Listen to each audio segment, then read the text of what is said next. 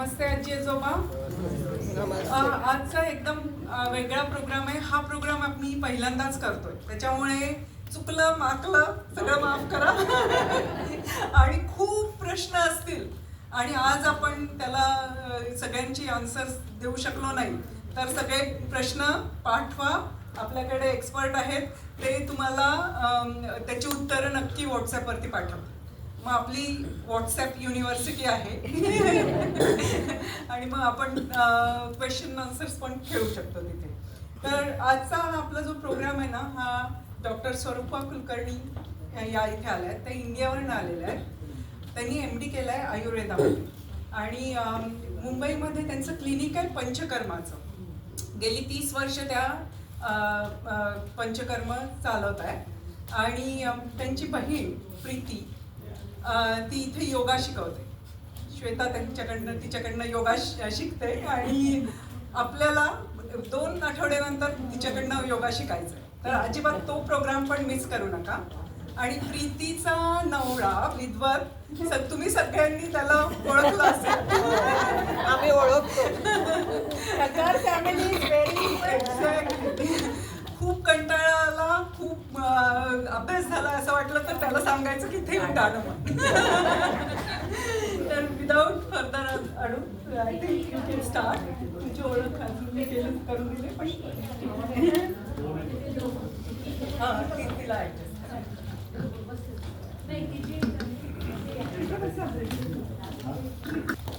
नमस्कार, आवाज येतोय? आता यांनी माझी ओळख करून दिलीच. जनरली सगळ्यांना आयुर्वेदाबद्दल माहिती असते, पण आता आज आपला पंचकर्म ह्या विषयावर काही आवाज येते. आता मी आयुर्वेदाचं फार हे सांगणार नाही आहे, पण आयुर्वेद हा आपला अतिप्राचीन असं आपलं शास्त्र आहे, भारताचं शास्त्र आहे. आणि भारताने सगळ्या जगाला दिलेली ती एक देणगी आहे असं आपण म्हणू शकतो. आयुर्वेदाचा अर्थ आयुष्य हा वेदा, म्हणजे आयुष्यचं ज्ञान सांगायचं तो आयुर्वेद. तर आयुष्याचं ज्ञान म्हणजे हे फक्त आरोग्याशी संबंधित आहे असं नाही, तर संपूर्ण आपलं आयुष्य ज्याच्यावर आधारित आहे त्या सगळ्याचा अभ्यास त्या आयुर्वेदात आलेला असतो. फक्त रोग झाला की औषधं घेणं असं हे शास्त्र नाही आहे. आयुर्वेदाचं ब्रीद काय आहे तर स्वस्थस्य स्वास्थ्य रक्षणम आतुरस्य विकार प्रशमनम च. म्हणजे हे सगळ्यात फार महत्त्वाचा विषय आहे की स्वस्थ माणसाचं स्वास्थ्य हे कसं टिकवायचं ह्याचे नियम फक्त आणि फक्त आयुर्वेदामध्येच सांगितलेले आहेत. की prevention is better than cure जे आपण आत्ता सगळं म्हणतो ते फार 5000 वर्षापूर्वी आयुर्वेदात सांगितलेलं आहे की स्वस्थस्य स्वास्थ्य रक्षणम. आणि मग तसं सगळं त्याचे जे नियम आहेत किंवा त्याचे जे त्यांनी दिनचर्या ऋतुचर्या सांगितली आहे ते सगळं पाळूनही जर विकार झाले, रोग झाले, व्याधी झाले तर त्याच्यावर उपचार म्हणून पण आयुर्वेदामध्ये सगळे उपाय सांगितलेले आहेत. औषधोपचार असतील किंवा बाकीच्या सगळ्या गोष्टी. तर हे ब्रीदवाक्य जे आयुर्वेदाचं आहे तर ते फार महत्त्वाचं आहे. तर त्याच्यासाठी आयुर्वेदाची थोडी म्हणजे आता मला सांगितले पंचकर्माबद्दल बोलायला, पण त्याच्यासाठी आयुर्वेदाचे काही मूलभूत संकल्पना आपल्याला थोड्या माहिती असल्या पाहिजेत. त्याच्यासाठी काही गोष्टी सांगायला लागतील की आयुर्वेद हे कशावर आधारित आहे. तर पंचमहाभूत, दोष, धातू म्हणजे सप्तधातू, दिनचर्या, ऋतुचर्या आणि प्रकृती ह्या 6 गोष्टी थोड्याफार प्रमाणात माहिती असल्या पाहिजेत. म्हणजे प्रॅक्टिस करणाऱ्याला पण आणि जो औषधं घेतो आहे किंवा ती थेरपी करू इच्छित आहे त्यालाही ह्या गोष्टी माहिती पाहिजे. तर त्यासाठी आता पंचमहाभूत आता मला वाटतं तुमच्या सगळ्यांना माहिती आहेत. पृथ्वी, आप, तेज, वायू, आकाश.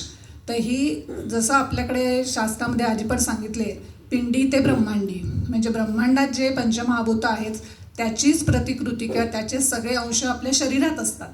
तर ते पंचमहाभूत जे आहेत ती शरीरात कशी असतात. नंतर त्रिदोष म्हणजे वात, पित्त, कफ ह्या त्रिदोषांवर आधारित संपूर्ण आयुर्वेद आहे. तर त्रिदोष.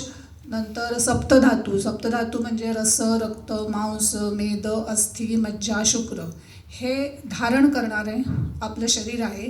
ते धारण केल्यानंतर आपलं शरीर बनतं. नंतर प्रकृती ही अतिशय सगळ्या शास्त्रांमध्ये युनिक अशी फीचर आपल्या आयुर्वेदामध्ये आहे. प्रकृती म्हणजे काय, तर गर्भ तयार होताना जे त्रिदोष कमी जास्त प्रमाणात शरीरात असतील आईच्या, त्याप्रमाणे आणि जसं बाहेरचं ॲटमॉस्फिअर म्हणजे ज्या क्लायमेटमध्ये तुमचं कन्सेप्शन होतं, बीज तयार होतं, गर्भ तयार होतो, त्यावेळेला जे वातावरण बाहेर असतं त्याप्रमाणे प्रकृती ही बाळाची किंवा गर्भाची ठरत असते. तर आता प्रकृतीचं आयुर्वेदशास्त्र इतकं प्राचीन असल्यामुळे त्यावेळेला सगळीकडे आता जसं लॅबोरेटरी टेक्निक्स किंवा पॅरामीटर्स असं की प्रकृती दाखवा असं ते काही सोनोग्राफी किंवा एक्सरेसारखं करता येत नाही. पण त्याचा आपल्याला अनुभव नक्की येतो की प्रकृती म्हणजे काय. तर आता 4 गोष्टी आहेत. एखाद्याला खूप थंडी वाजते, एखाद्याला त्याच वातावरणात उष्णता वाटत असते, किंवा एखाद्याला एखादी गोष्ट चालते, एखाद्याला नाही चालत. स्वभाव, एखाद्याचा तापट स्वभाव असतो, एखाद्याचा खूप शांत असतो, किंवा एखाद्याचा खूप सहनशील असतो. हे जे सगळे प्रत्येक माणसाचे फीचर्स आहेत हे का बदलतात. नाही तर सगळं त्रिदोष सप्तधातू सगळ्यांचं एकच आहे ना माणूस बनताना. पण हा स्वभाव असेल किंवा ह्या ज्या गोष्टी चालणाऱ्या न चालणाऱ्या असतील त्या का घडतात, तर त्या प्रकृतीमुळे घडतात. म्हणजे त्यावेळेला गर्भ तयार होताना ज्याच्या दोष कमी जास्त प्रमाणात असतील त्याप्रमाणे त्या माणसाची प्रकृती घडते. आणि त्यासाठी आयुर्वेदामध्ये जेव्हा आपण ट्रीटमेंट्स देतो तर प्रकृतीचा विचार करायला लागतो, आणि तो केला तर ती ट्रीटमेंट अतिशय चपखल बसते किंवा बरोबर ठरते आणि पटकन रिझल्ट येतो. हे प्रकृतीचं झालं. त्याच्यानंतर दिनचर्या आणि ऋतुचर्या. दिनचर्या म्हणजे जसं प्रिव्हेन्शन हे शास्त्राचं म्हणजे स्वस्थस्य स्वास्थ्य रक्षणचं महत्त्वाचं जे आहे त्याच्यामध्ये दिनचर्या सांगितलेली आहे. म्हणजे सकाळी उठल्यापासून रात्री झोपेपर्यंत काय नियम पाळायचे किंवा कशा रीतीने आयुष्य जगायचं हे जर आपण करत गेलो तर फार कमी वेळेला आपण आजारी पडू. तर त्याच्यासाठी दिनचर्या सांगितलेली आहे. तर म्हणजे ब्राह्ममुहूर्तावर उठायचं, त्या झोपायचं कधी, काय किती वेळा खायचं, काय प्रमाणात खायचं, कसं खायचं, अगदी दंतधावनापासून आंघोळ कशी करायची किंवा ह्या सगळ्या गोष्टींचे डिटेल्स अतिशय शास्त्रामध्ये सांगितलेले आहेत. ऋतुचर्यामध्ये पण तसंच आहे की ऋतुचर्या म्हणजे वसंत, ग्रीष्म, वर्षा, शरद, हेमंत, शिशिर हे जे 6 ऋतू आहेत त्या 6 ऋतूंनुसार आपल्या शरीरामध्ये दोषांचे बदल होत असतात. आणि त्याप्रमाणे जर आपण आपला आहार विहार बदलला तर आपल्याला व्याधी होणार नाहीत. तर आता हे ऋतूनुसार आजकाल आपण जात नाही, आपण इंग्रजी कॅलेंडर वापरतो. तर त्याच्याप्रमाणे मग उन्हाळा, पावसाळा, हिवाळा, तर त्याप्रमाणे आम्ही मग कॅटेगरायझेशन करतो की उन्हाळ्यात कुठला दोष वाढत असेल तर उन्हाळा म्हणजे आता वसंत, ग्रीष्म आणि शिशिराचा शेवटचा असेल तो उन्हाळा धरतो आपण. इंग्रजी महिन्याप्रमाणे जर म्हटलं तर फेब्रुवारी, मार्च, एप्रिल, मे, फेब्रुवारीचा एंड आणि असं. नंतर पावसाळा तर वर्षा ऋतू, ग्रीष्माची सुरुवात आणि शरद ऋतू असं हा पावसाळा धरला जातो. तर तो जूनपासून सप्टेंबरपर्यंत आपण धरतो. आणि हिवाळा म्हणजे शरद, हेमंत, शिशिर. शरदाचा शेवटचा हाफ आणि हेमंत आणि शिशिर. तर म्हणजे तो जानेवारी, फेब्रुवारी, डिसेंबर, जानेवारी, फेब्रुवारी किंवा नोव्हेंबरचा असं ह्या आता ऋतू आपण म्हणत नाही म्हणून आम्हाला ते त्या इंग्रजी महिन्याप्रमाणे तो काळ धरावा लागतो की कुठला वसंत ऋतू आहे किंवा कुठल्या काळात दोष कुठले वाढलेले असतील आणि त्याप्रमाणे कसं दोष शरीरातले वाढले तर ते काढून टाकण्यासाठी कुठली प्रक्रिया पंचकर्मातल्या करायच्या आहेत किंवा औषधोपचार करताना तो सगळा विचार करावा लागतो. तर ह्या मूलभूत संकल्पना आयुर्वेदाच्या जर माहिती असतील तर आपण पंचकर्माचा विचार करू शकतो. पंचकर्म म्हणजे 5 प्रकारच्या क्रिया किंवा कामं. तर त्याचा उपयोग काय असतो, का करायची पंचकर्म, तर ते 2 गोष्टींसाठी आहेत. पंचकर्म स्वस्थ राहण्यासाठी, चांगलं आरोग्य टिकून राहण्यासाठी एक करायचा उपचार आहे. आणि तसंच जर दोष किंवा व्याधी झाले तर तो व्याधीचं निर्हरण म्हणजे काढून टाकण्यासाठी, समूळ नाश करण्यासाठी पण पंचकर्म हे ट्रीटमेंट म्हणून पण वापरलं जातं. जेव्हा आपण चांगलं असतो तर पंचकर्म करायचं का, हो नक्कीच करायचं. तर ते कशासाठी, तर स्वास्थ्य रक्षणासाठी. म्हणजे आता जसं आपण म्हणतो शरीर हे शेवटी यंत्र आहे. तर यंत्र आपण खरेदी करतो, गाडी खरेदी करतो तेव्हा आपल्याला सांगतात ना सर्व्हिसिंग करा विशिष्ट वेळाने. तसं शरीर आपण वापरतोय कंटिन्युअसली, जन्मल्यापासून शरीर वापरतोय. तर त्याचं सर्व्हिसिंग करणं आवश्यक आहे. तर ते सर्व्हिसिंग असं पंचकर्माने होतं. नंतर जर रोग झाले तर ते काढून टाकण्यासाठी, दोष काढून टाकण्यासाठी पंचकर्माचा ट्रीटमेंट म्हणून पण उपयोग होतो. तर प्रत्येक पंचकर्माचे आता 5 प्रकार तुम्हाला मी सांगते. वमन, विरेचन, बस्ती, नस्य आणि रक्तमोक्षण हे 5 पंचकर्म आहेत. त्याच्यानंतर त्याच्या अलाइड असे काही गोष्टी आहेत. त्याच्यामध्ये अभ्यंग येतं किंवा स्वेदन येतं. फार लोकांना बरेच असं माहिती असतं की पंचकर्म म्हणजे शिरोधारा किंवा व्हॉट्सअप युनिव्हर्सिटी आता खूप हे असते, त्याच्यामुळे सगळ्या लोकांना हे माहिती असतं शिरोधारा म्हणजे पंचकर्म असं वाटतं. तर ते पूर्ण पंचकर्म नाही आहे, पण ती अलाइड प्रोसेस आहे की शिरोधारा असेल, कटिबस्ती, जानुबस्ती किंवा मन्याबस्ती, नंतर पिंडस्वेद, पोट्टली, ह्या सगळ्या ज्या गोष्टी आहेत त्या पंचकर्मातला एक भाग आहे. ते म्हणजे पूर्ण पंचकर्म नाही. आता पंचकर्मातलं आपण स्टेप वाईज जाऊ. वमन म्हणजे काय, तर दोष निर्हरणसाठी किंवा दोष काढून टाकण्यासाठी औषधं देऊन केलेली उलटीद्वारे म्हणजे वरच्या ऊर्ध्व मार्गाने दोष बाहेर काढणं, त्याला वमन म्हणतात. विरेचन म्हणजे अधोमार्गाने म्हणजे ॲनल रिजनमधनं दोष आपण औषधं देऊन जुलाब करवून घेतो आणि ते म्हणजे दोष निर्हरण होतं किंवा दोष काढले जातात, त्याला विरेचन म्हणायचं. बस्ती म्हणजे एक लेमॅनसाठी किंवा एक माहिती असेल तर enema, it's a type of enema. पण एनिमा हा खूप वेगळा आहे, पण लोकांना कळावं म्हणून आम्ही सांगतो की it's a type of enema. तर बस्ती हा जो प्रकार आहे तो संपूर्ण पंचकर्मातलं बस्ती ही अर्धी चिकित्सा आहे. म्हणजे कुठलाही रोग असेल तर बस्ती देऊन उपयोग होतो असं आहे. तर ते बस्ती म्हणजे काय असतं की तेलाचे बस्ती असतात, काढ्याचे बस्ती असतात, ताकाचे असतात, दुधाचे म्हणजे क्षीरपाक आम्ही म्हणतो, तर त्याचा अनेक प्रकारचे बस्ती असतात.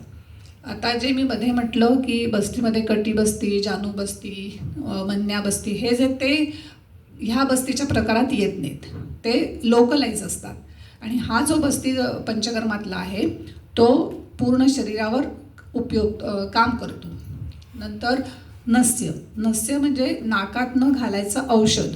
तर आता फक्त नाकात ड्रॉप्स टाकले तर काय होईल असं वाटतं, पण तसं नाही आहे. नासा ही शिरोसोद्वारम म्हणजे डोक्यातल्या ऊर्ध्व जत्रुगत म्हणजे हे क्लॅविकल बोन जे असतं आपलं, त्याच्यावरती जेवढं आपल्या शरीराचे अवयव आहेत त्याच्यावर उपयोग पडणारं नस्य आहे. म्हणजे नासा ही शिरोसद्वारम, नाकातनं जर तुम्ही कुठली औषधी द्रव्य इन्सर्ट केली तर ती थेट शिरोभागी पोचतात आणि इफेक्टिव्ह म्हणजे फास्ट ॲक्टिंग अशी प्रोसेस आहे ती. तर त्याच्यासाठी नस्य हे वापरलं जातं. आणि रक्तमोक्षण म्हणजे रक्त काढून टाकणं शरीरातलं, पण ते कुठलं तर दूषित झालेलं रक्त काढून टाकणं. त्याच्यामध्ये सुद्धा खूप प्रकार आहेत की पूर्वीचे जे प्रकार ग्रंथात वर्णन केलेले आहेत त्याच्या प्रोसिजर्स वेगळ्या होत्या. ती आता सगळीच्या सगळी तशी इन्स्ट्रुमेंट्स मिळत नाहीत किंवा ती थोडीशी प्रॅक्टिकल नसतात. तर त्याच्यासाठी नवीन थोडीशी टेक्निक्स आता आयुर्वेदाने आम्ही डेव्हलप केली आहेत की सिरिंजद्वारे रक्त काढून घेणं किंवा लिचेस म्हणजे जळवा लावणं, हा एक प्रकार सगळ्यांना माहिती असेल आणि तो खूपच उपयुक्त ठरतो. म्हणजे नॉन इन्व्हॅजिव्ह प्रोसेस आणि त्याचे इफेक्ट्स इतके सुंदर मिळतात की म्हणजे सर्जरी वगैरे पण काही वेळा टळली जाते. तर हे रक्तमोक्षण झालं. हे 5 प्रकार पंचकर्मातले आहेत. आता आपण पहिल्यापासून जरा डिटेल्स सांगते. वमन म्हणजे जसं आपण म्हटलं की उलटी करून दोष काढून घेणं. तर आता हे कुठल्या संदर्भात असतं तर त्रिदोषमध्ये कफदोष हा जेव्हा शरीरामध्ये जास्ती प्रमाणात साठतो आणि कफामुळे जे व्याधी निर्माण होतात त्याच्यासाठी मोस्टली वमन वापरलं जातं.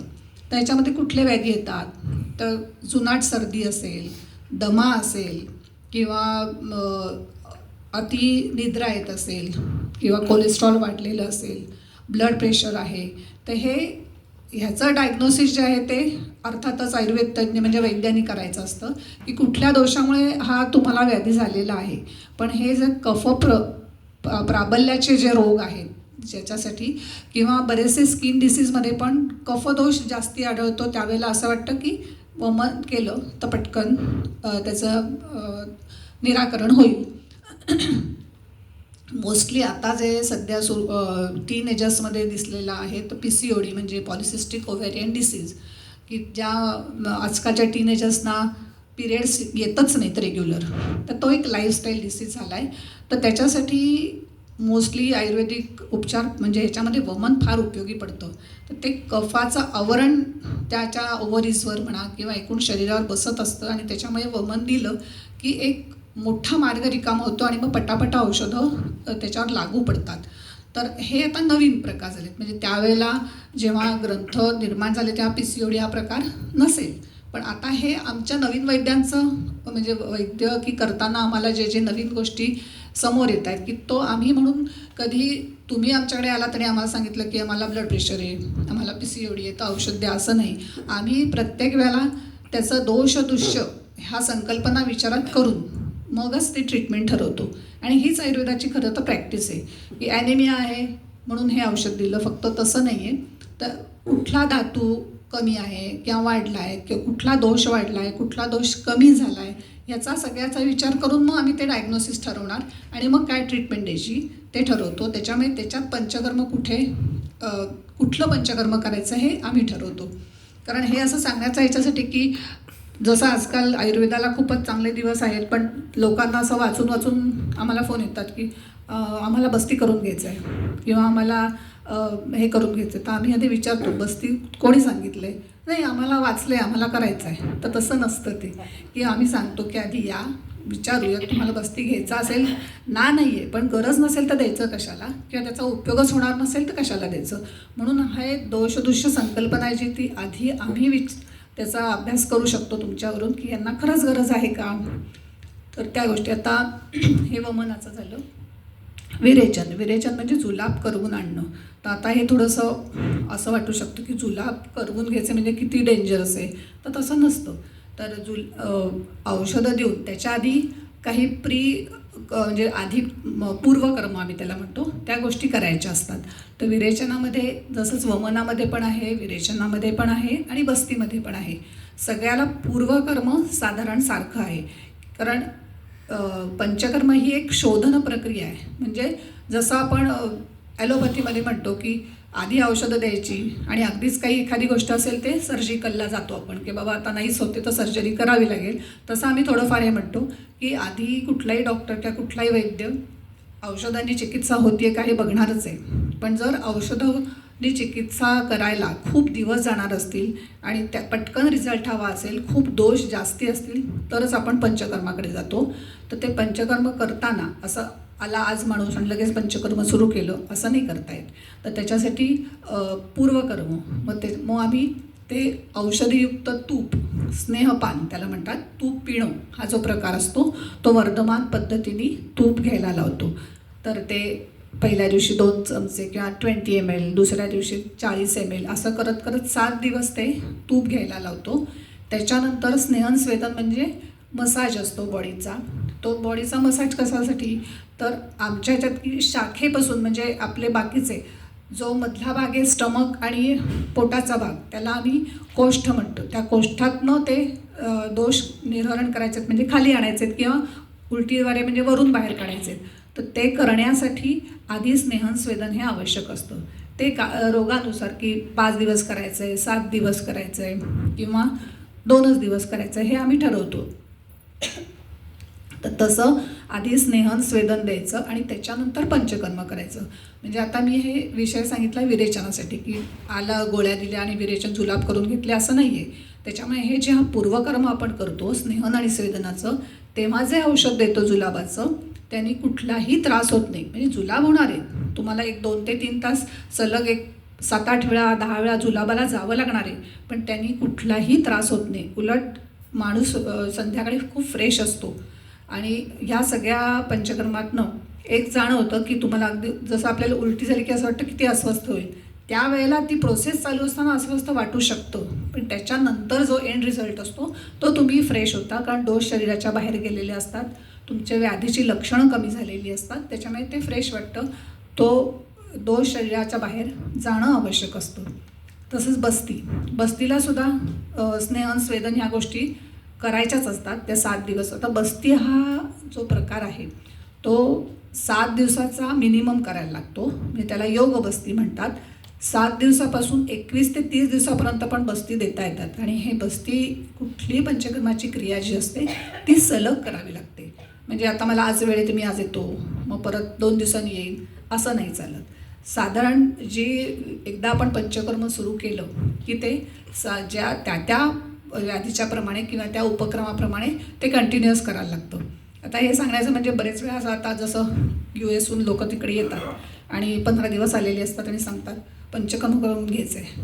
मग सांगतात हां बस्तीला येतो मी, मग मी आज 2 दिवस आहे, मग 2 दिवस महाबळेश्वरला जाणार आहे, मग परत येईन. तर आम्ही सांगतो तसं होणार नाही.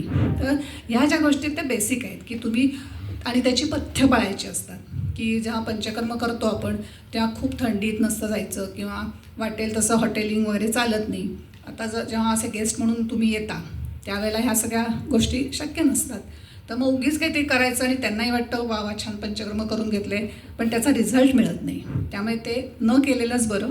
पण जेव्हा तुम्ही करणार असाल फेथफुली तेव्हा त्या गोष्टी या पाळणं आवश्यक असतं.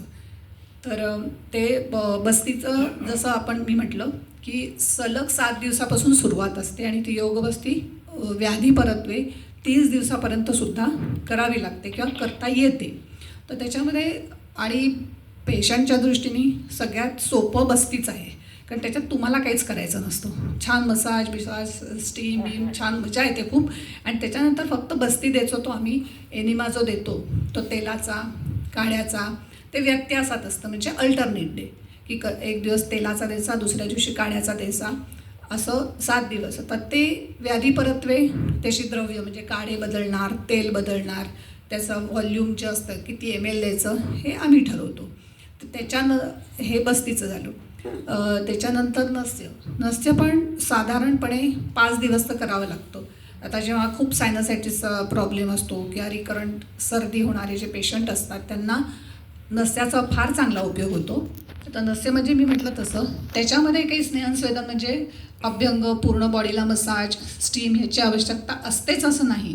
केलं तर फार उत्तम, कारण कुठलाही स्नेहन आणि स्वेदन हा जो प्रकार आहे त्याने तुमच्या शरीरामधले पूर्ण त्वचेला तुम्ही मसाज करता म्हणजे स्नेहन करता. त्वचा हे आपलं स्पर्शनेंद्रिय आहे. तर त्याच्यामुळे त्याच्यातनं ज्या रोमरंध्रातनं तेलाने एक मऊपणा येतो संपूर्ण स्किनला. वातदोष संपूर्ण त्वचेला म्हणजे स्पर्शनेंद्रियावर असतो तो खूप कमी होतो. त्याच्यामुळे खूप हलकेपणा येतो शरीराला, उत्साह येतो आणि ताकद पण मिळते. स्वेदनाने वात दोष कमी होतो, म्हणजे स्टीम देतो जे आम्ही त्याच्यामुळे वात दोष कमी होतो. आणि नॅचरली तुम्हाला जेव्हा स्पर्शन चिकित्सा आहे, कोणाचा चांगला स्पर्श असला तर आपल्याला खूप बरं वाटतं ना. स्पर्शन ही चिकित्सा आहे, तर त्याच्यामुळे मसाज करावाच, त्यांनी फायदा होतोच. पण नस्यासाठी मसाज आवश्यकच असतो असं नाही. तर नस्यामध्ये काय असतं, फेशियल मसाज द्यावाच लागतो. म्हणजे मोस्टली बऱ्याच बायकांनी फेशियल केलेलं असेल, पुरुषांना मला माहिती नाही फेशियल केलं नाही, पण चेहऱ्याचा मसाज हा तर त्यालासुद्धा खूप छान वाटतं. म्हणजे लोक असं म्हणतात अरे वा हे किती छान आहे सगळं, म्हणजे ते चांगलं वाटणं हे पण एक गोष्ट आहे. तर फेशियल मसाज असतो, त्याच्यानंतर स्टीम देतो आम्ही. तर मग नस्याचे ड्रॉप्स ते सुद्धा 10 थेंबापासून 25 थेंबापर्यंत कितीही प्रत्येक नाकपुडीत घालायचे असतात. त्याचीसुद्धा द्रव्य म्हणजे नस्याची द्रव्य वेगळी असतात. तर ती तेल असतात मोस्टली, तर ते घालायचे. त्याच्यानंतर ते विशिष्ट पोझिशनलाच ती मान ठेवून ते घालावे लागतात, तेव्हाच ते बरोबर ज्या ठिकाणी पोचायला पाहिजे त्या ठिकाणी पोचतात. त्याच्यानंतर मग पुन्हा गुळण्या करायला देतो आम्ही, त्याला कवल म्हणतो. कारण ज्या नस्याचे ड्रॉप्स बरेच वेळा असे घशात येतात, ते थोडंसं इरिटेशन होऊ शकतं आणि तो कफ जो निर्हरण झालेला असतं किंवा बाहेर पडत असतो तो काढून टाकण्यासाठी आम्ही गुळण्या देतो. आणि त्याच्यानंतर धूम म्हणजे एक औषधी द्रव्यांचं सुंठ असेल, वेखंड असेल, ओवा असेल ह्याची धुरी द्यावी लागते अशी. तर त्यांनी सगळं तुमचं सायनस जे आहे ते क्लिअर होतं. ही एक प्रोसेस तुम्हाला सांगते कसं असतं नस्य. तर ते नस्याचे उपयोग सुद्धा खूप आहेत. म्हणजे मी तुम्हाला जसं म्हटलं की ऊर्ध्व चतुर्गत व्याधींमध्ये नस्य देतो. म्हणजे आता ह्या क्लॅव्हिकल बोनपासूनच्या वरच्या सगळ्या ह्याच्यासाठी त्याच्यात कुठले कुठले अवयव येतात, नाक येतं, घसा येतो, कान येतात, हे सगळे अवयव इथे सुद्धा जुनाट सर्दी, सायनसायटिस, केस पिकणे, केस गळणे, याच्यानंतर मेमरीशी संबंधित सगळ्या व्याधींमध्ये नस्य उपयोगी येतं. म्हणजे आता डिमेन्शिया, अल्झायमर्स याच्या केसेस खूप वाढत आहेत वयापरत्वे. तर त्याच्यासाठी सुद्धा जर तुम्ही रेग्युलर नस्य घेत असाल, म्हणजे प्रत्येक वेळा क्लिनिकमध्ये जाऊनच नस्य घेतलं पाहिजे असं नाही, वर्षातनं जरूर एकदा तुम्ही क्लिनिकमध्ये जाऊन ती सगळी प्रोसेस फॉलो करून नस्य घेतलं त्याचा उपयोग होतोच. पण जर हिस्ट्री असेल आपल्या घरात की डिमेन्शिया होतो आहे किंवा मेमरी लॉसचा प्रॉब्लेम आहे, तर त्यावेळेला अशी बरीचशी नस्य उपलब्ध आहेत की ती तुम्ही घरी नस्याचे ड्रॉप्स रेग्युलरली घातलं तर ते आपण ती फेज प्रोलॉंग करू शकतो, टाळू शकतो. तर ती नस्याचे एक फायदे ते. नंतर रक्तमोक्षण. आता रक्तमोक्षणामध्ये सुद्धा मी म्हटलं तसं की सार्वजनिक रक्तमोक्षण, ज्याला आम्ही सिरिंजद्वारे रक्त काढून घेतो, ते सुद्धा बऱ्याच वेळेला त्वचा रोगामध्ये उपयोगी येतं. म्हणजे वाटणारे जे अगदी साधे साधे व्याधी असतात की याला काय, पण जेव्हा असं आहे की ॲलोपॅथीच्या काही इमर्जन्सीमध्ये आपण ॲलोपॅथी घेतोच, घ्यावंही लागतं. पण जेव्हा क्रॉनिसिटी वाढत असते आणि ते तेच-तेचपणा येतो की काहीतरी अंगावर खाज येते, पुरळ येते, गांधी उठत आहेत आणि प्रत्येक वेळा ॲलेग्रा घ्या किंवा कुठलं तरी घ्या, तर एका विशिष्ट काळानंतर असं वाटतं हे किती वेळा घ्यायचं आहे आणि हे किती दिवस थांबणार आहे, हे जाणार आहे की नाही, तर त्याला काही तिथे उत्तर नसतं. तर त्यावेळेला जेव्हा आम्ही असं म्हणतो की हे जे दोष आहेत तुमचे जर निघाले शरीरातनं किंवा हे रेग्युलर बेसिसवर तुम्ही काढून टाकत गेलेत, तर ते येणंही बंद होतं, तुम्हाला परत परत औषधंही घ्यावी लागत नाही. त्यासाठी रक्तमोक्षण हे आवश्यक ठरतं. जसं आता रक्तव्याधीचं आहे, रक्तच्या व्याधी किंवा पित्तच्या व्याधी, याच्यामध्ये टीनेजर्सना मोठे मोठे पिंपल्स वगैरे येतात. तर त्यावेळेला प्रत्येक वेळेला औषधाने ते पिंपल्स जायला वेळ लागतो. मग त्यावेळेला आम्ही लीच थेरपी म्हणजे जळवा लावली की पटकन म्हणजे ज्या दिवशी जळवा लावतो त्या दिवशी सगळं तिथलं रक्त दूषित ती जळवा खेचते किंवा काढून घेते. दुसऱ्या दिवशी तो पिंपल पूर्ण बसलेला असतो, थोडासा मोठा असेल तर ते एकदा केलं की मग ते पुन्हा त्या जागी येत नाही पिंपल. तसंच त्या काही चिकित्सा आहेत. किंवा ॲप्सिस म्हणजे त्याला आम्ही विद्रधी म्हणतो. त्या ॲप्सिसला ॲलोपॅथीमध्ये सर्जरीच असते. तर ज्या लोकांना सर्जरी टाळायची असेल, इन्व्हॅजिव्ह प्रोसेस नको असेल, तर त्याच्यासाठी जेव्हा आम्ही जळवा लावतो किंवा रक्तमोक्षण करतो लोकलाईज, तेव्हा अतिशय सर्जरी विनासुद्धा तो ॲप्सिस कमी होऊन जातो, म्हणजे निर्हरण करतो त्याचं आम्ही. आता एक उदाहरण द्यायचं झालं तर जेव्हा असे डॉक्टर लोक सांगतात की गुडघ्यात पाणी झालं आहे, गुडघा खूप सुजलेला असतो, चालता येत नाही, त्याच्यामुळे ताप येतो, तर त्यावेळेला ते सांगतात की टॅपिंग करावं लागेल आणि मग त्याच्यासाठी ती मोठी प्रोसेस असते, ॲडमिट व्हावं लागतं, ॲनेस्थेशिया द्यावा लागतो. तर आम्ही अशा कितीतरी केसेस केल्या आहेत की अगदी मोठ्याच्या मोठा गुडघा झालेला असतो, मुवमेंट्स होत नाही आहेत आणि दुखतं आहे, ताप म्हणजे तो तिथला जो भाग आहे तो असा लाल झाला आहे, गरम झाला आहे, त्याला लीच म्हणजे 2-3 लीच जर त्या गुडघ्याला लावल्या तर ते जवळजवळ कधी अर्धा तास, कधी 1 तास ते लीच ते सगळं दूषित रक्त घेत असतात, शोषत असतात. आणि त्याच्यानंतर लीच काही वेळेला लीच आपोआपच पडते, म्हणजे ती सोडते किंवा कधी कधी आम्हाला ते काढावे लागते. त्याच्यानंतर जो काही बदल होतो तो म्हणजे ते रुग्णाचा चेहऱ्यावरचा आनंद बघूनच आम्हाला खूप खुश होतो आम्ही पण, की त्यांना इतका छान रिलीफ मिळतो की अरे हे ऑपरेशन न करता हे सगळं माझ्यासमोर चाललं आहे आणि आता काही नाही, फक्त ड्रेसिंग घरी 2दा-3दा करायचं, दॅट्स ऑल, त्यांनी छान झालं आहे बरं. असंही खूप केसेस असतात. पण त्याच्यावर थोडा विश्वास पाहिजे तुमचा, वैद्यावरही विश्वास पाहिजे आणि पॅथीवरही विश्वास पाहिजे, पण होतं ते. तर हे रक्तमोक्षणाचं झालं. बाकीचे जे आम्ही ॲलाइड प्रोसेस म्हणले तसं की स्नेहन स्वेदन याच्याचं 2 प्रकार आहेत. खूप आता आमच्याकडे असे काही पेशंट्स आहेत की जे रेग्युलर शनिवार रविवार किंवा त्यांचे सुट्टीचे वार आहेत तेव्हा मसाजला येतात. त्यांना ते सांधे मोकळे करायचे असतात, बरं वाटतं एक, त्याच्यामुळे ते येतात, ते स्नेहन स्वेदन करतात. नंतर जानुबस्ती मी म्हटलं, गुडघेदुखी हा तर आता आजकाल खूपच कॉमन आहे आणि त्याच्यावर नी रिप्लेसमेंट हेही खूप कॉमन झालं आहे. पण ते करण्याच्या आधी म्हणजे आधी आपण जेव्हा आम्ही एक्सरे बघतो तेव्हा सांगतो की तुम्ही सांगताय गुडघेदुखी, आम्हाला नी रिप्लेसमेंट सांगितलं आहे म्हणून करायचं नाही, आम्ही एक्सरे बघू, तुमची मुवमेंट्स बघू, हे सगळं ठरवून मग आपण ठरवतो. अगदी जर ते जॉईंट्स पूर्ण म्हणजे कार्टिलेज पूर्ण 0 झालं असेल आणि मुवमेंट्स होत नसतील, पेनफुल असेल, तर आम्ही सांगत नाही की जरा जानुबस्ती करा, त्यांनी उपयोग होणार नसतो, हे माहिती असतं.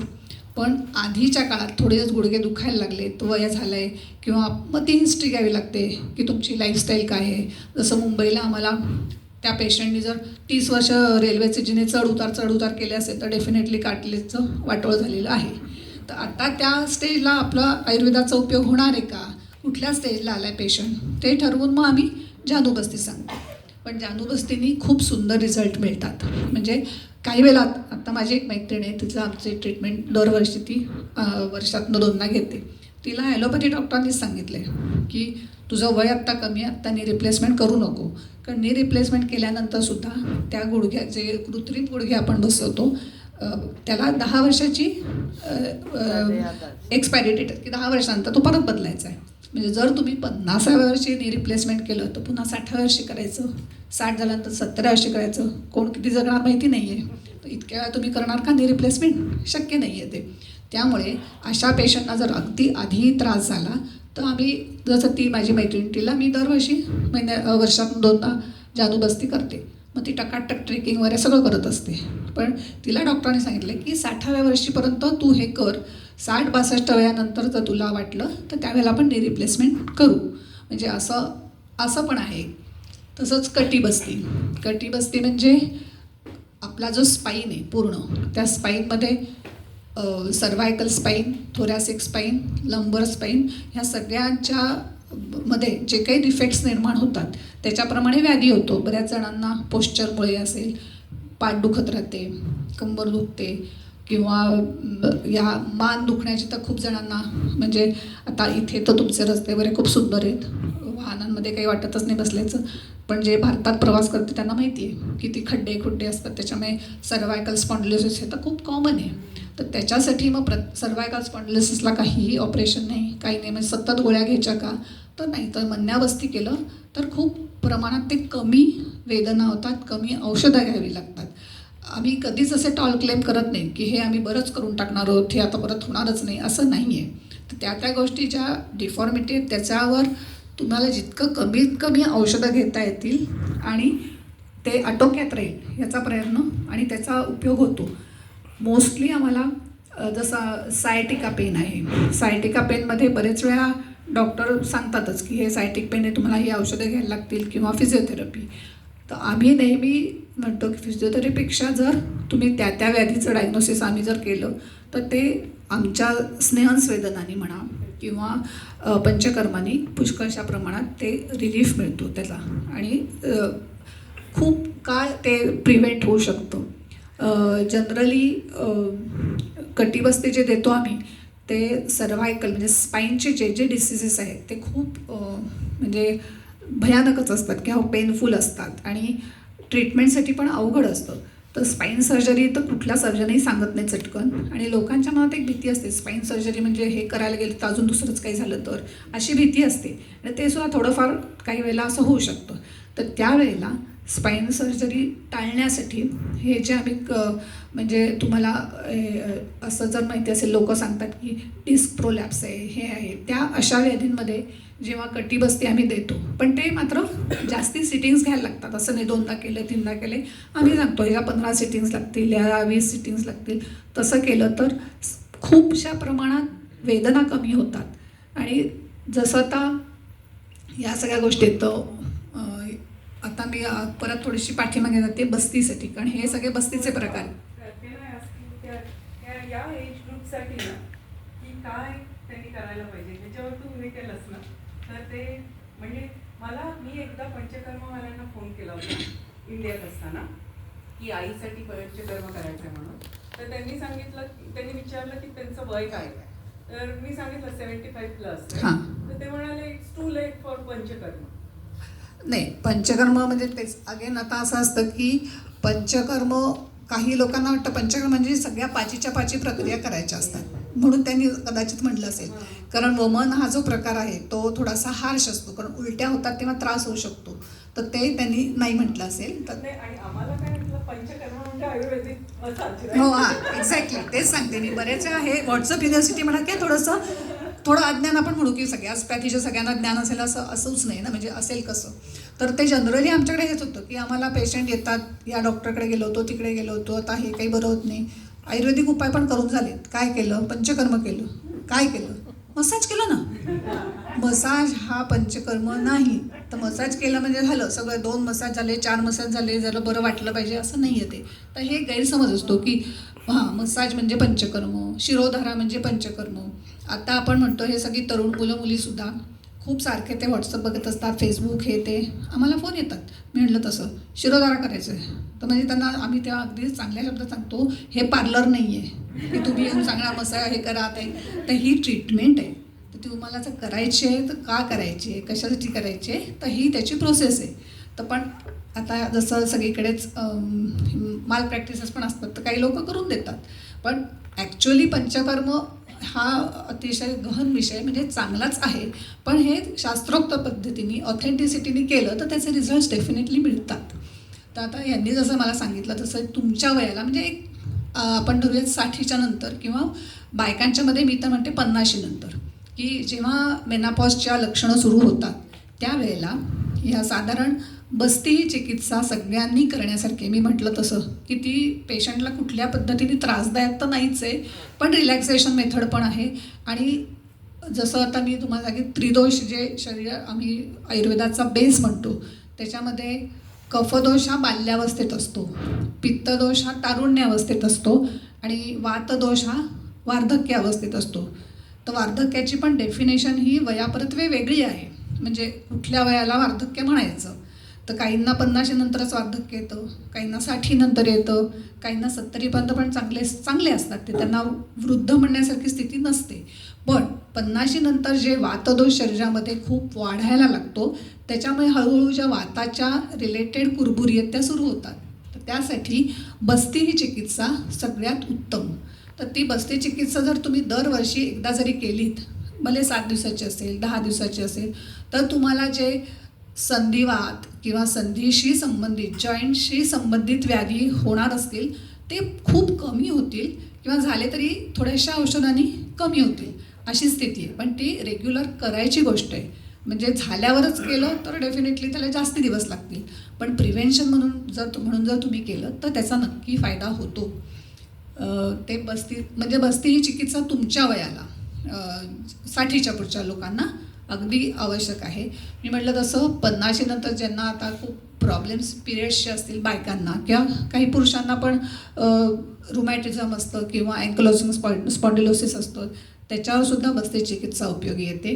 पण ती त्या वेळेला जर योग्य प्रकारे केली तर त्याचे खूप चांगले परिणाम दिसतात.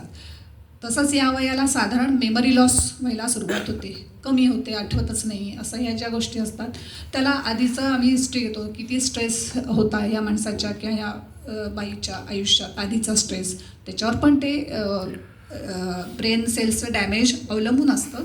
तर ती हिस्ट्री घ्यावी लागते की काय प्रमाणात कशी लाईफस्टाईल होती यांची, किती स्ट्रेस होता आयुष्यात किंवा असं. किंवा काही वेळेला असं होतं की खूप छान लाईफ आहे, काहीच टेन्शन नाही, तरीसुद्धा मेमरी लॉस होते.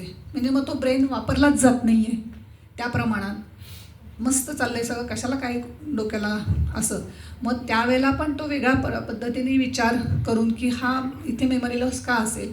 पण ह्या सगळ्या ह्याच्यात बस्ती आणि नस्य हे खूप उपयोगी पडतं.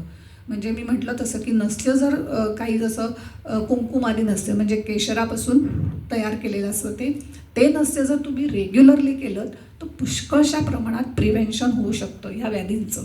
आणि हे मी पंचकर्माचं म्हणून सांगते. औषधं तर आपल्या आयुर्वेदिक औषधं आपल्या जोडीला आहेतच. म्हणजे जेव्हा पंचकर्म करता तेव्हा जर तुम्ही 8-10 महिने औषध घेणार असाल तर 3-4 महिने औषधांनी होतं. आम्ही सांगताना असं सांगतो की का पंचकर्म करायला सांगतोय की तुम्ही औषधं 2 वर्ष घ्यायचं, 1 वर्ष घ्यायचं आहे का पंचकर्म केल्यावर 2-3 महिने औषध घ्यायचं हे तुम्ही ठरवा. आम्ही इन्सिस्ट करणार नाही की पंचकर्म कराच, माझं पंचकर्म क्लिनिक आहे, चाललं पाहिजे ना तर करा, असं नाही आहे ते. तर की तुम्हाला असे हे 2 भाग आहेत की तुम्हाला काय सोयीचं पडतं आहे ते करा तुम्ही. मुंबईसारख्या ठिकाणी काय होतं की जसं आईवडिलांना घेऊन रोजच्या रोज येणं 7 दिवस त्या वेळात अवघड पडतं. त्यामुळे म्हणतात नाही मग औषधच घेऊयात बाबा, असंही होऊ शकतं. आणि म्हणजे सलग करणं आवश्यक असतं. काही वेळेला थोडी मनात भीती असते की पंचकर्म म्हणजे काय. जसं तर तुम्हाला त्याने सांगितलं 75 नंतर पंचकर्म नाही, तर तसं नाही. खरं तर तेव्हा बस्ती आणि जानूबस्ती किंवा हे जे काय असतील ते सहज करण्यासारखं असतं. असं आहे. फक्त वमन विरेचन ह्या ज्या थोड्या हार्श प्रोसेस आहेत किंवा प्रोसिजर्स आहेत त्याच्यामध्ये वयाचा विचार करावा लागतो. पण काही लोक खूप धीट असतात. म्हणजे पंचकर्माची प्रोसेस सांगताना ग्रंथामध्ये इतकं बारीक सारीक वर्णन केलेलं आहे की सुकुमार म्हणजे जे अगदी नाजूक लोक आहेत त्यांना पंचकर्म करू नका, किंवा जे खूप भित्रट आहेत, घाबरट आहेत, त्यांना पंचकर्म करू नका, कारण उपाय होण्याच्या वेळी अपायच होईल. आत्ता सध्या फेसबुकवर पोस्ट फिरते, मला माहिती नाही तुम्ही लोक इंडियातले किती फॉलो करताय. एका कलाकाराच्या बायकोला रक्तमोक्षण केलेलं आहे आणि ते इतकी फेसबुकवर पोस्ट फिरती आहे की ती बाई मरता मरता वाचली, हे रक्तमोक्षण करायलाच नको पाहिजे होतं. पण हे चुकीचं आहे. काय असतं त्याच्यामध्ये आपल्याला सगळ्या गोष्टी डिटेल जावं लागतं. एकदा फेसबुकवर पोस्ट फिरली की झालं, त्या ज्यांनी पंचकर्म केले असेल त्यांचं झालं वाटोळं. की असं नाही आहे. काही वेळेला ते प्रसिद्धीचा स्टंट असतो किंवा तुम्हाला जर माहिती. आता त्याच्यामध्ये जसं रक्तमोक्षणाची पण मात्रा ठरलेली आहे की तुम्ही किती रक्त काढू शकता. आपण जेव्हा ब्लड डोनेट करतो तेव्हा साधारण 450-400 ml पर्यंत ब्लड देतोच ना. रक्तमोक्षणाने 100 ml रक्तापेक्षा आम्ही जास्त रक्त काढत नाही. तर त्या पोस्टवर असं आलं 450 ml रक्त काढलं आणि ती बाई पार मरायला टेकली. शक्यच नाही. 450 ml रक्त काढून कोणी मरायला टेकत नाही. असं ज्या गोष्टी आहेत तर त्याच्यासाठी की ह्या बेसिक माहिती मी कुठून सुरुवात केली तर जे खूप घाबरट असतील, ज्यांचा तुमच्यावर विश्वास नसेल, पंचकर्मावर विश्वास नसेल, त्या लोकांना पंचकर्म करू नका असं शास्त्रात स्पष्ट सांगितलेलं आहे. तर ते पण फॉलो करायला पाहिजे. म्हणजे म्हटलं तसं की सारखं थोपवायचं माझं पंचकर्म क्लिनिक आहे, या करा, बस्ती करा, रक्तमोक्षण करा. पेशंटला आपण बघायचं कितपत तो त्याला फॉर आहे.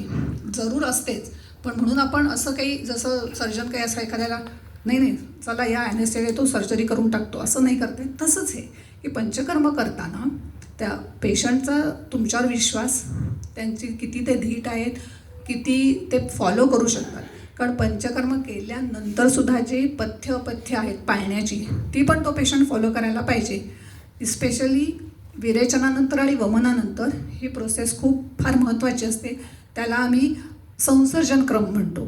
कारण जेव्हा दोषाचं निर्हरण होतं, दोष शरीरातनं बाहेर जातात, तेव्हा त्यावेळेला त्या प्रोसेसमुळे तुमचा अग्नी म्हणजे जाठराग्नी हा मंद झालेला असतो. तर त्यावेळेला एक पुढचे 5-6 दिवस अग्नी नॉर्मल अवस्थेत येईपर्यंत पथ्य हे करावं लागतं. ते जर नाही केलं तरी ते पंचकर्माचे इफेक्ट वाईट तरी होतील किंवा चांगले येणार नाहीत. त्यामुळे तो पेशंटला ते सारखं काउन्सिलिंग करणं की बाबा हे पंचकर्म केले तर आत्ता तू हे करू नकोस. तर असं होऊ शकतं की विरेचन केलं आणि संध्याकाळी जाऊन तुम्ही पावभाजी खाऊन आला, छोले खाऊन आला, नाही चालणार आहे. तर ते तुम्हाला सांगावं लागतं आम्हाला 10 वेळा की मग आम्ही आता ऑफिसला जाणार, डबा नेणार, काय करणार. 2 दिवस तुम्ही खिचडी नेऊ शकता की नाही डब्यात, असं आम्ही सांगतो प्रेमाने. मुगाच्या डाळीची खिचडी न्या 2 दिवस. मग तसं सांगितलं, काउन्सिलिंग नीट केलं तर ऐकतात. पण असंही असतं. आता एक माझ्या मैत्रिणीचा नवरा होता, मस्त झालं आहे विरेचन, गेला आणि मस्त पावभाजीच खाऊन आला, काही झालं नाही त्याला. म्हटलं अरे तू पावभाजी खाल्लीस? म्हटलं मला काहीच होत नाही आहे. म्हटलं नाही पण तू विरेचन केलेस पित्तासाठी, तुला ॲसिडिटी एवढी वारंवार होते आणि तू पावभाजी खाल्ली, गेलं ना सगळं पित्त. म्हटलं आता तू परत तयार करतोयस का? म्हणजे असं होतं की ज्या गोष्टीचं पथ्य पाळायला लागतं, संसर्जन क्रम करायला लागतो, ते पण पेशंट करणार आहेत की नाही हे आपल्याला थोडंसं बघावं लागतं. म्हणजे कोणाला करायचं आहे. तर ह्या सगळ्या गोष्टी पंचकर्मामध्ये आहेत. तर म्हणून अशा रीतीने पंचकर्म हा एक मोठा काय त्याला म्हणते टॉपिक आहे. तर त्याच्या एक तोंड ओळख म्हणून मी तुम्हाला करण्याचा प्रयत्न केला आहे की काय गोष्टी करू नयेत, कोणी करावं आणि खरं पंचकर्म म्हणजे काय आहे. फक्त मसाज किंवा फक्त शिरोधारा नाही, ते कोणासाठी कुठल्या कुठल्या व्याधीसाठी करावं लागतं आणि त्याचा उपयोग होतो हे तुम्हाला मी थोडक्यात सांगण्याचा प्रयत्न केला आहे. धन्यवाद. स्टार्ट केलंस तेव्हा म्हणालीस की आयुर्वेदिक वेदाबद्दल पण मला खूप सांगायचं आहे. आय एम शुअर की यांना खूप क्वेश्चन्स असणार आहेत की दिनचर्या कशी असावी, काय खावं, काय खाऊ नये, किती वाजता झोपावं वगैरे. तर काही क्वेश्चन्स असतील तर घेऊया आणि मग आन्सर. फक्त मी आधी थोडं सांगते, नंतर प्रश्न उत्तरं घेऊ आपण. की मी खरं इथे आत्ता US बघायला असे आले होते आणि प्रीती विद्वत म्हणजे माझी बहीण आणि मेहुणा ते इथे असल्यामुळे खूप वर्ष बोलवत होते, म्हणून विजा मिळाल्या आम्ही आलो आहे. तर ते करताना मला प्रीती म्हटली की एखादा लेक्चर ठेवलं तर तू देशील का? म्हटलं हरकत नाही. तर त्याच्यासाठी सुचेता शिल्पा, मनीषा या सगळ्यांचा मी खरोखरी आभारी आहे की त्यांनी मला ही संधी उपलब्ध करून दिली तुमच्यासमोर बोलण्याची आणि माझी काही आयुर्वेदाबद्दल. कारण आयुर्वेद व्यासपीठ अशी मुंबईमध्ये भारतातच संस्था आहे, तर ती बेसिक आयुर्वेदाचा प्रचार आणि प्रसार हे करण्यासाठी आम्ही ही अशी लेक्चर्स घेतच असतो. पण ती मला इथे येऊन माझ्या 15 दिवसाच्या शॉर्ट पिरियडमध्ये पण मला घ्यायची संधी यांनी उपलब्ध केली, त्याबद्दल मी त्यांचे आभार मानते. आणि आता तुम्हाला काही प्रश्न असतील तर विचारा.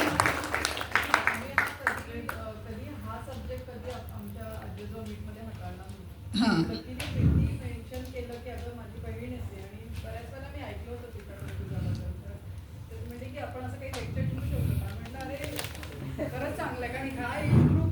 ते आवश्यक असतं खरं.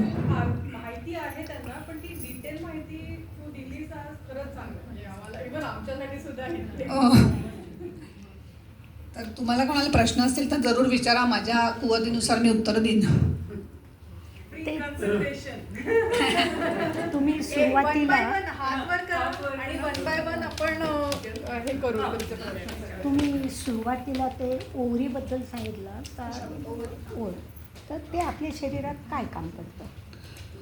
ओव्हरीज जे मी सांगितलं PCOD ते जनरली 60 नंतर काहीच तसं त्याच्यावर फोकस करण्याची गरज नसते, अनलेस अँटिल काही ओव्हॅरियन कॅन्सर डिटेक्ट झाला तर.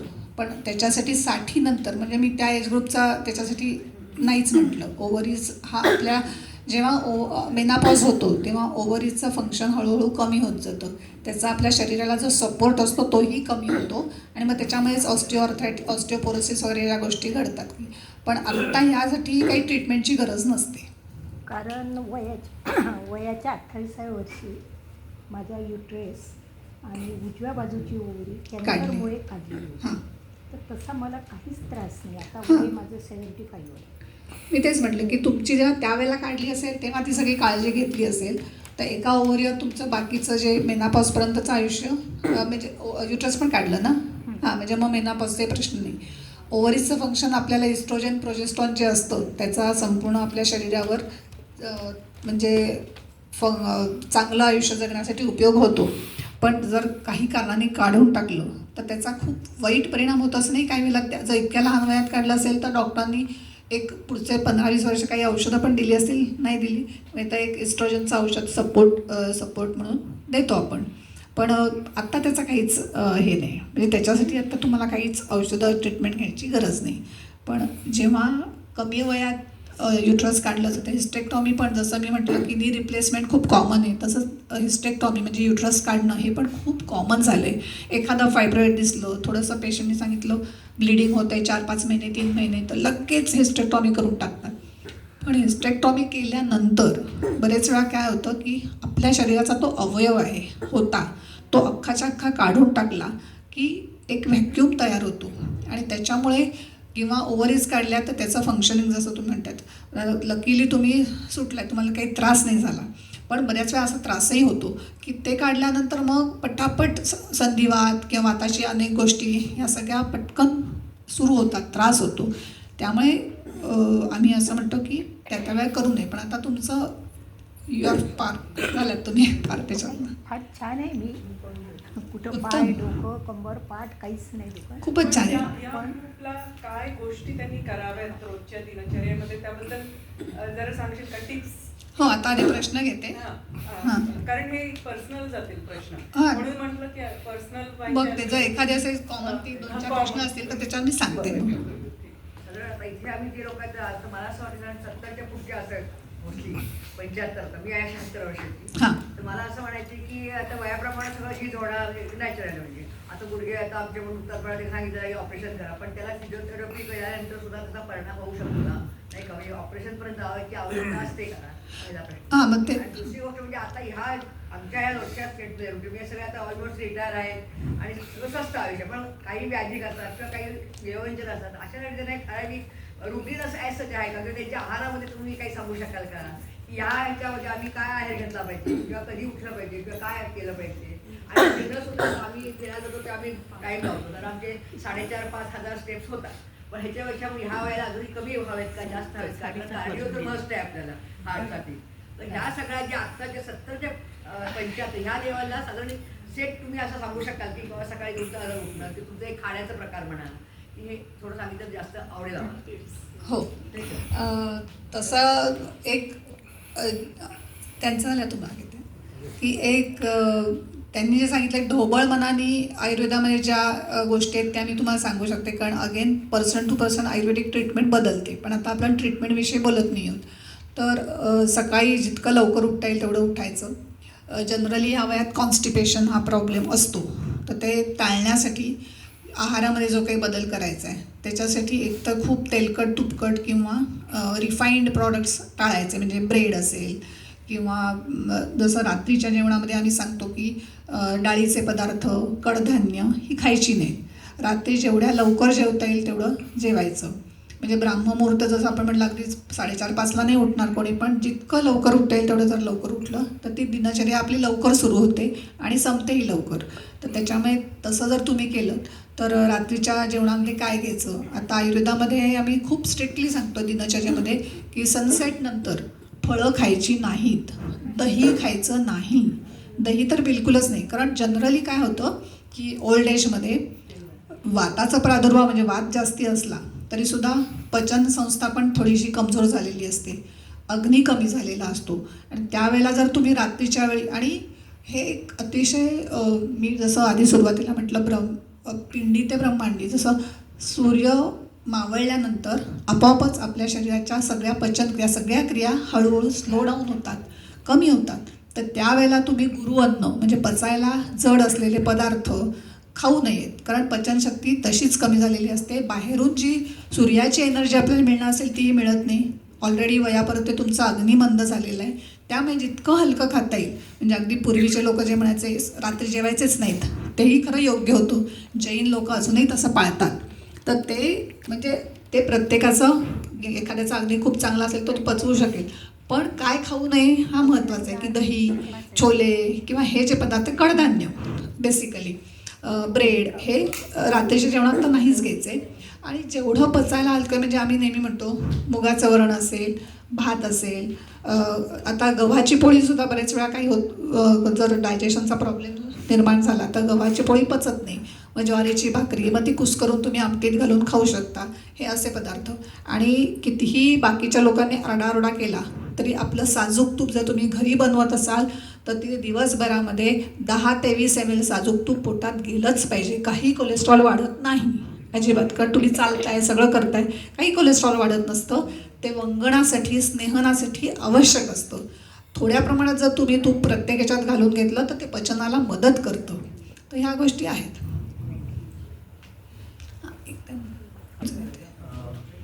असं म्हटलं जातं की म्हणजे त्याचं एक साधारण उदाहरण दिलं जातं की बाबा मधुमेहाचा उपचार करता येतो.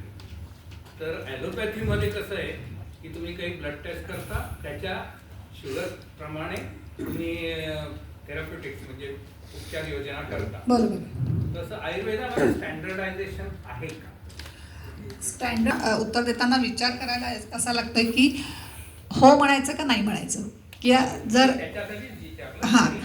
दुसरा त्याच्याबरोबर जोडून प्रश्न असा आहे की असं म्हणतात की आयुर्वेदिकला साईड इफेक्ट नाही. हे कितपत खरं? अगदी चुकीचं आहे. हां, कारण साईड इफेक्ट्स नाही असं म्हणताना, शक्यच नाही. हां, शक्य नाही. म्हणजे कसं की जनरली वनस्पतीपासून तयार केलेली औषधं आहेत, हर्ब्सपासून केलेली औषधं आहेत, पण त्याच्यात रसौषधीसुद्धा आहेत. आणि बेसिकली असं का म्हटलं जातं की आपल्या आजीने सांगितलं सूतशेखर चालते, आज कोणीतरी सांगितलं आहे, पण ह्याचा मिसयूज जास्ती होतो. तेव्हा आम्ही ते म्हणतो की साईड इफेक्ट्स नाहीत असं 100% नाही, पण खूप आहेत असंही नाही. म्हणजे अवाच्या सवा खूप केला जातो. अपप्रचार होतो. कारण काय असतं की आता समजा मी तुम्हाला प्रिस्क्राईब केलं आहे, तुम्ही 10 दिवस सूतशेखर घ्या, तुम्ही 10 दिवस सूतशेखर घेता, तुम्हाला खूप छान बरं वाटतं, मग तुम्ही तुमचा मित्र आला की अरे असं होत होतं सूतशेखर घे, काही नाही होत, आयुर्वेदिक आहे, असं ते अपप्रचार होतो. आणि मग आता ह्या सगळ्या गोष्टींमध्ये मी म्हटलं तसं औषधं आहे, शेवटी ते काही फूड नाही आहे. तर त्याच्यामुळे तुम्ही ते किती दिवस प्रिस्क्राईब केलं, मी तुम्हाला 10 दिवस सांगितलं होतं, तुम्ही मित्राला सांगितलं घ्या, तो मित्र वर्षभर घेतो आणि मग साईड इफेक्ट होतो त्याचा. त्याच्यामुळे ड्युरेशनला पण महत्त्व आहे, म्हणून डॉक्टरांकडे जायचं असतं असं. तर त्याला जसा तुम्ही हा जो प्रश्न विचारलात की साईड इफेक्ट्स होतात का, तर जर तुम्ही मनाने औषधं घेतली तर 100% साईड इफेक्ट होणार आहे कुठल्याही गोष्टीचा. आणि तुम्ही जे स्टँडर्डायझेशनचं विचारलं तर त्याच्यामध्ये असं आहे की आयुर्वेद आणि ॲलोपॅथी याच्यात खूप फरक आहे. तर त्यांच्या पॅथीचे मला काही असं हे नाही आहे, काही राग म्हणा किंवा असं नाही आहे, पण त्यांच्यामध्ये खूप ठोकताळे असतात जे आता जसं अमेरिकेत आयुर्वेद ॲलोपॅथीचे औषध वापरलं जाईल तेच कदाचित भारतात वापरलं जाईल त्या बाकीच्या स्टँडर्डप्रमाणे. तर ते तसं नसतं. आयुर्वेद हा एक भारतीय जरी शास्त्र असलं तरी खूप पर्टिक्युलर असं आहे, म्हणजे प्रत्येक माणसाच्या प्रकृती दोष ह्याच्याप्रमाणे आम्ही ती औषधं ठरवतो. पण अगदी म्हणजे आता एक जर उदाहरण तुम्ही जसं डायबिटीसचं दिलं तर आम्ही प्रत्येक वेळेला आता आपल्याकडे जी मेजर्स आहेत की ब्लड शुगर करायची, आता आधी 20 वर्षापूर्वी HbA1c हा प्रकार नव्हता अस्तित्वात. आता म्हणजे उठसूट ब्लड शुगर आणि HbA1c येतच.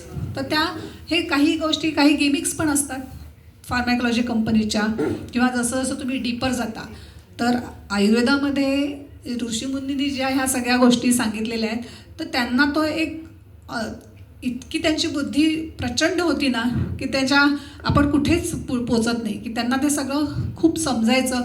नाडी विज्ञान होतं ते, तर त्याच्यामुळे ते औषधं त्याप्रमाणे द्यायचे. आता जसं ब्लड शुगर यांनी ॲलोपॅथीमध्ये असं असतं की 80 ते 120 फास्टिंग असली पाहिजे, 100 ते 140 पोस्टक्रँडियल असली पाहिजे.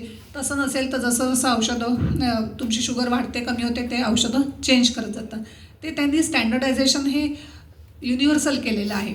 पण आता आयुर्वेदामध्ये कसं असतं की जर तुम्ही आम्ही तुमच्या आहारावर येतो, आहार काय घेताय तेच चांगलं करण्याचा प्रयत्न करतो. प्रकृती कशी आहे, दोष कुठले आहेत, म्हणजे डायबिटीसमध्ये सुद्धा त्याला मधुमेह आणि प्रमेह हा अगेन 2 प्रकार आहेत. प्रमेह हा व्याधी आहे, त्याची सगळी लक्षणं डायबिटीससारखी असतात, पण प्रमेह म्हणजे डायबिटीस नाही. तर ती जी सगळी शरीरात लक्षणं निर्माण होतात ती लक्षणं म्हणून म्हटलं की डायग्नोसिस तुम्ही कुठल्या पद्धतीने करताय त्याच्यावर ते सगळं अवलंबून असतं. पण आजकाल स्टँडर्डायझेशनमध्ये असं आहेत की जसं आता मधुमालिनी वसंत असेल, वसंत कुसुमाकर असेल, ह्या ज्या औषधं जी जर कदाचित तुम्ही ऐकली असतील तर तर तशी थोडंसं स्टँडर्डायझेशन करू शकतो आपण. पण असं नाही म्हणता येणार की तुम्हाला मी एक प्रिस्क्रिप्शन दिलं आहे ह्या शुगरसाठी, हे दुसऱ्याला चालेल असं नाही. मी त्यांच्या औषधं नक्कीच बदलू शकते, कारण त्यांचं लिव्हर खराब झालं आहे किंवा कमी काम करतं आहे का त्यांची शुगरच ते घेण्याचं प्रमाण जास्ती आहे, हे सगळं बघून म्हणून स्टँडर्डायझेशन आयुर्वेदाला करता येत नाही असं. म्हणून कारण मात्रा जी ठरते, मात्रा असा शब्द आहे ज्याला आपण इकडे डोस बरोबर, तर ती मात्रा ठरवण्याचे काही निकष तुमचे असतील ना, त्या दृष्टीने मी स्टँडर्डायझेशन. अच्छा, हां, नाही म्हणजे औषधांचं पण स्टँडर्डायझेशन असतं. औषधांचं पण होतं, पण मुळात म्हणजे डायग्नोस्टिक या दृष्टीने. हो, तर डायग्नोसिसची पद्धतच आयुर्वेदात पूर्ण वेगळी आहे ना. हो ना, हो ना. आणि त्यामुळे मग अप्रोच पण वेगळा असतो प्रत्येक. ॲलोपॅथीचा अप्रोच वेगळा आहे, होमिओपॅथीचा अप्रोच वेगळा आहे, आयुर्वेदाचा अप्रोच आहे. असं म्हणतात की रूट कॉज कडे आयुर्वेदाचं जास्त लक्ष आहे, बरोबर, कॉज ऑफ द प्रॉब्लेम. आणि होमिओपॅथीच्या ह्याच्यामध्ये म्हणतात की ॲग्रेवेट आणि क्युअर. औषध लागू पडलं म्हणजे त्याचं आधी वाढलं पाहिजे, म्हणजे ते लागू पडलं असं काहीतरी आहे. हां, ह्या पण आता मला होमिओपॅथीचं फार मी त्यांच्याविषयी बोलू नाही शकत, पण असं नाही आहे. ते लोक जे म्हणतात की हे पण अपप्रचार आहे त्यांच्याबद्दल, आधी वाढवायचं मग कमी करायचं असं प्रत्येक वेळेला नसतं. हां, तुम्ही साधारणपणे वात प्रकार दिसतो. हो. बाल्यावस्थेत कफ, मग पित्त. पण पित्त हा जो प्रकार आहे ना त्याच्यामध्ये सुद्धा आम्लपित्त, पित्त आणि वातपित्त असे जे प्रकार आहेत. म्हणजे कशासाठी मी विचारते, 5 वर्ष झाली काहीही खाल्लं तरी मला पित्त होतं. म्हणजे तर ते मला मी त्याच्यावर प्रयत्न करते अभ्यास करायचा की कशाने पित्त होतं. हां, तर याच्यामध्ये मग दिनचर्या तुम्हाला उपयोगी येईल, ऋतुचर्या उपयोगी येईल आणि आयुर्वेदिक आहारशास्त्र हे तुम्ही एक पर्सनल कोणीतरी वैद्याकडे जाऊन म्हणा की तुम्ही कुठे चुकताय, म्हणजे तुमच्या दिनचर्येत काय चूक होती आहे म्हणा, ते एकदा बघितलं पाहिजे. काही गोष्टी टाळाव्याच लागतील. समजा एक उदाहरण देते की तुम्ही तुरीच्या डाळीचं वरण खाताय, तर त्यांनी तुम्हाला प्रत्येक वेळा जर ते ॲग्रिवेट होते तर आम्हाला सांगायला लागेल की तुम्ही 6 महिने तुरीची डाळ खाऊ नका, त्यांनी सुद्धा ते कमी होतं. अम्लपित्त तुम्ही अगदी तेच, म्हणजे हे तर मी कसं पंचकर्माबद्दल बोलत होते म्हणून या सगळ्या गोष्टी डिटेल नाही सांगितल्या की अम्लपित्त वेगळं, वातपित्त वेगळं आणि पित्त म्हणजे बरेच वेळा असं होतं ॲसिडिटी म्हणजे लोकांना गॅस पोटात झालं की पण ॲसिडिटी म्हणतात. ते ॲसिडिटी नाहीच आहे ती. तर असं की डोकं दुखते ते होऊ शकतं. शिरशूल आपण जे म्हणतो तो ॲसिडिटीने होतं. आम्लपित्त म्हणजे आंबट जळजळतं, उलटी झाली की बरं वाटणं, किंवा बरेच वेळा खूप डोकं दुखतं तेव्हा उलटी काढून लोकांना बरं वाटतं. ते 100% पित्त असतं. तर ते काय काय तुम्हाला होते म्हणून म्हटलं तसं की अगदी जसं आता तुम्हाला ह्या वयातही पित्ताचा त्रास होतो आहे म्हणजे तो आपल्या तुमच्या दोष वाताचाच असणार आहे. तर तो वात थोड्याशा प्रमाणात जे पित्त तुमचं शरीरात निर्माण होतं आहे त्याला तो पुश देतो आहे आणि तो त्यामुळे वातावर चिकित्सा करावीच लागणार आहे. पण पित्त कुठे कशाने ॲग्रिवेट होतं आहे हे बघून ते चिकित्सा ठरवावी लागते. म्हणजे वात नाही आहे किंवा फक्त पित्त असं होऊच शकत नाही वयापरत्वे. पण एक मिनिट जरा की आम्लपित्त आणि वातपित्त त्याचे प्रकार वेगळेच आहेत ना. हो, आम्लपित्त टोटली. मला पित्त आहे म्हणजे ह्यातला आम्लपित्त असेल किंवा वातात आहे वैद्यांकडे जाऊनच मला कळणार. हो. तोपर्यंत कळणार. हो, हो. ओके. हा तुम्ही तुम्ही म्हणाल की किती 20 किती मिलीग्रॅम तूप घ्या. हां. पण ते तुम्ही चमच्यात सांगू शकाल का? आपण usually हो सांगते ना. कारण मी आता कसं US मध्ये बोलते ना तेव्हा मला मेजरमेंट्स म्हणून मी सांगितलं. मी भारतामध्ये चमच्यानेच सांगितलं असतं म्हणून खरं सांग. आम्ही भारतीय चावणं बसले आम्ही तिकडचे चावणं. डोकराचं म्हणतात की त्या जळवा लावल्या. पण आधी तुम्ही म्हणतात की डोकरात पाणी झालं तर जळवा लावायच्या नंतर मग तुम्ही रक्तावर गेला तर पाणी असलं तरी पण जळवा असतात का काय? पाणी असं नुसतं नसतंच. सायनोव्हेल फ्लुइड जे असतं जेव्हा गुडघा सुजतो तेव्हा त्याच्यात सायनोव्हेल फ्लुइड प्लस ब्लड असंच असतं. नुसतं पाणी नसतं ते. तर त्यामुळे ते जळवा लावलं ना की ते पाण्याबरोबर रक्ताबरोबर पाणी पण शोषलं जातं असं आहे. आणि तुम्ही काय विचारलं तर हां तुपाचं म्हणजे मी तुम्हाला चमच्यात सांगितलं. तर तुमचा अगेन कसं होतं चमचा तुम्ही कुठला वापरणार आहात तर टीस्पून हां तर टीस्पून जो असतो तो 5 ml असतो साधारणपणे ठोकताळ्याप्रमाणे. टीस्पून 5 ml असतो. टेबलस्पून 10 ते 15 ml असतो. तर मी टीस्पूनची भाषा सांगते तुम्हाला की 2 चमचे म्हणजे 10 ml होतं. तर ते टीस्पून तुम्ही सकाळी 2 चमचे घेऊ शकता, संध्याकाळी 2 चमचे घेऊ शकता. आणि पण ते अगेन गोवर्धन डायनॅमिक्स असं नाही, घरी केलेलं असेल तर. आणि घरी होत नसलं तर मग नाही बरं नाही म्हणजे तुम्ही लोणी बटर आणून आता प्रीती करते ना घरी. प्रीती माझी बहीण घरी करते सगळंच म्हणजे. आणि तुमच्या US मधलंच मला त्या बाईंचं नाव आठवत नाही आहे. ते आमच्या भारताभर फिरते की ती त्या बाई सांगत असतात की मी US मध्ये खूप छान दूध मिळतं त्याच्यावर एवढी घट्ट मला येते मी घरी बरण्या तूप काढते असं ते फेसबुकवर खूप फिरतंय. मी तिला म्हटलं पण अगं तू ते वाचलंस का म्हणजे सॉल्टलेस जे बटर जे येतं ना त्याचं कणीदार. हां त्याच्यात प्रीती करते ना म्हणजे माझी बहीण. तर ती तसं तुम्ही तूप करू शकता. कणीदार करेक्ट. लोण्याचं तूप करू शकता. त्यातल्या त्यात गाईचं लक्षात आलंय की आयुर्वेदिक औषधं घेतली की शरीरातली उष्णता वाढते असं लक्षात आलं. हां आता असं असतं म्हणजे काही वेळेला काही पेशंटना नाही चालत. म्हणजे मी म्हटलं ना असं आम्ही डिनाय करूच नाही शकत की नाहीच होणार असतो. कारण बऱ्याच वेळात मी म्हटलं तसं की प्रत्येकाला प्रत्येक औषध सूट होतं असं नाही. तसं ॲलोपॅथीमध्ये पण आहे ना. तुम्हाला एखाद्या औषधाची ॲलर्जी येते, काही लोकांना सल्फा चालत नाही. तसं प्रत्येकाच्या प्रकृतीनुसार असतं. जनरली आयुर्वेदिक 80% औषधांमध्ये गुगळ असतं. तर ते गुगळ प्रत्येकाला सूट होईल असं नाही. असे आमच्याकडे पेशंट असतात ना की एखादा पेशंट आम्ही अगदी सांगतो नाही होणार हो काही नाही होणार पण नाही त्या पेशंटला होतो त्रास. मग आम्ही सांगतो नाही मग तुम्हाला नाही घेता येणार आहे असं होतं. पण एक ती थोडासा गैरसमजपणे उष्ण म्हणजे माझी आई सांगते मला अगं आयुर्वेदिक औषध खूप उष्ण पडतात. म्हटलं असं नाही आहे. असं की सगळीच औषधं उष्ण नसतात नाही पण एखाद्याच्या प्रकृती पण नाही म्हणजे एखाद्या नाहीच चालत असं होऊ शकतं ना. आता म्हणजे एक मला त्याच्यावर आठवलं की एक पेशंट म्हणजे आले होते त्यांना स्वतःला ते मिस्टर त्यांना खूप छान रिझल्ट आला. ते म्हणले माझ्या बायकोला घेऊन होतो तिने खूप आयुर्वेदिक औषध ट्राय केले पण तिला सूटच नाही होत म्हणून ते बिचारे अगदी खूप आस्थेने घेऊन आले होते. पहिले 3 दिवस त्यांना म्हटलं त्रास होतो ना मग 3च दिवसाचं औषध दिलं. आल्या 3ऱ्या दिवशी नाही हो मला खूप कॉन्स्टिपेशनच झालं. काहीही औषधात कॉन्स्टिपेशन होण्यासारखं दिलं नव्हतं. बरं म्हटलं बदलते. दुसरं औषध दिलं तरीही त्या परत आल्या 3 दिवसात. नाही, मला खूप त्रास होत होतो, जास्ती होते. तेव्हा मी विचार केला की मी जे औषध दिले त्याच्यात त्या ज्या सांगतात तसं सिम्पटम्स काही होण्यासारखं काहीच कारण नाही. म्हणजे त्यांचं मी औषध नंतर बंदच केलं. मी म्हटलं नाही, तुम्हाला नाहीच सूट होते तर मग काय करणार ना, बळजबरीने नाही घ्या, हे घ्या, ते घ्या असं नाही. तर जेव्हा आपल्याला काही वेळेला कार्यकारणभाव लावता येत नाही त्यावेळेला आपण असं म्हणू शकतो की यांना नाही सूट होते, दुसरं काय आपण बोलणार. पण मानसिक असू शकतं का थोडंसं? मानसिक रिलेटेड असू शकतो. पण सायकोलॉजिकल सुद्धा ना 100% नाही म्हणू शकत आपण. जसं आता मी ह्या पेशंटचं सांगितलं, त्यांना मी साधं ज्येष्ठ मधाची पावडर दिली होती. त्यांना कॉन्स्टिपेशन कसं होईल मी विचारच करत होते, काय यांना झाला त्रास असं. तर तसं आहे की मानसिक असू शकतं, नाही असं नाही. पण प्रत्येक वेळेला हेही चूक आहे की पेशंटच्याच माथी मारायचं नाही, सायकोलॉजिकली असंही नाही. काही वेळेला नाहीच सूट होत, तर ते आपण ॲक्सेप्ट करायला पाहिजे असं.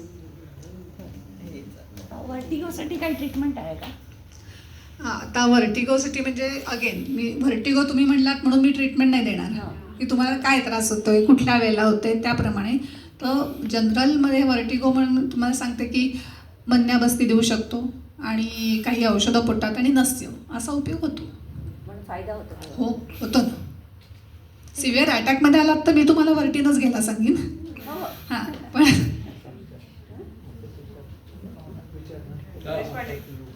मधुमेहा तुम्ही जे म्हणला, मधुमेहाला काही पंचकर्माने काही फायदा होतो का? मला बरेच वर्षापासून आम्हाला 15-20 वर्ष आमचं इन्सुलिन वगैरे सगळं चालूच आहे. तर ह्याच्याने पंचकर्मा केल्याने काही त्याच्यात फायदा होऊ शकतो? हो, होतं ना. मी म्हटलं तसं की आता जर तुम्ही 70च्या आतला असणार तर वमन आम्ही देतोच. वमन आणि दोष म्हणजे मोस्टली मधुमेहामध्ये, प्रमेहामध्ये आम्ही म्हणतो कफदोषाचं प्राबल्य असतं. कफदोषाशिवाय मधुमेह होऊ शकत नाही. पहिले वमन द्यायचं आणि मग काही अंशी विरेचन देऊन द्यायचं. बस्ती तर देतो आणि मग औषधांवर खूप प्रमाणात कंट्रोलमध्ये होतं. म्हणजे इन्शुलिन जर डिपेंडंट खूप वर्ष असेल तर इन्शुलिन बंद होईल याची खात्री नाही देऊ शकत, पण डोस नक्कीच कमी होतो. त्याला तुम्ही जाऊन तिथे राहावं लागतं का ट्रीटमेंट? जसं केरलावाल्यांचे बरेच ॲडव्हर्टाइजमेंट्स येतात किंवा नाही, ते बिझनेस गिमिक असतं. म्हणजे कसं काही वेळेला जसं इथून खूप जण माझे पेशंट आहेत, म्हणजे इथले US मधले आहेत माझे पेशंट. माथेरानला काहीतरी. हां, माथेरान नाही, साताऱ्याच्या जवळ आहे ते. त्याचा साताऱ्याजवळ आहे. पण ती सगळी चांगली आहेत, वाईट काहीच नाही आहे. पण प्रत्येक वेळेला राहूनच करायला पाहिजे असंही नाही. समजा तुम्ही एक बस्ती घ्यायचा आहे, 7 दिवसाचा बस्तीचा उपक्रम आहे.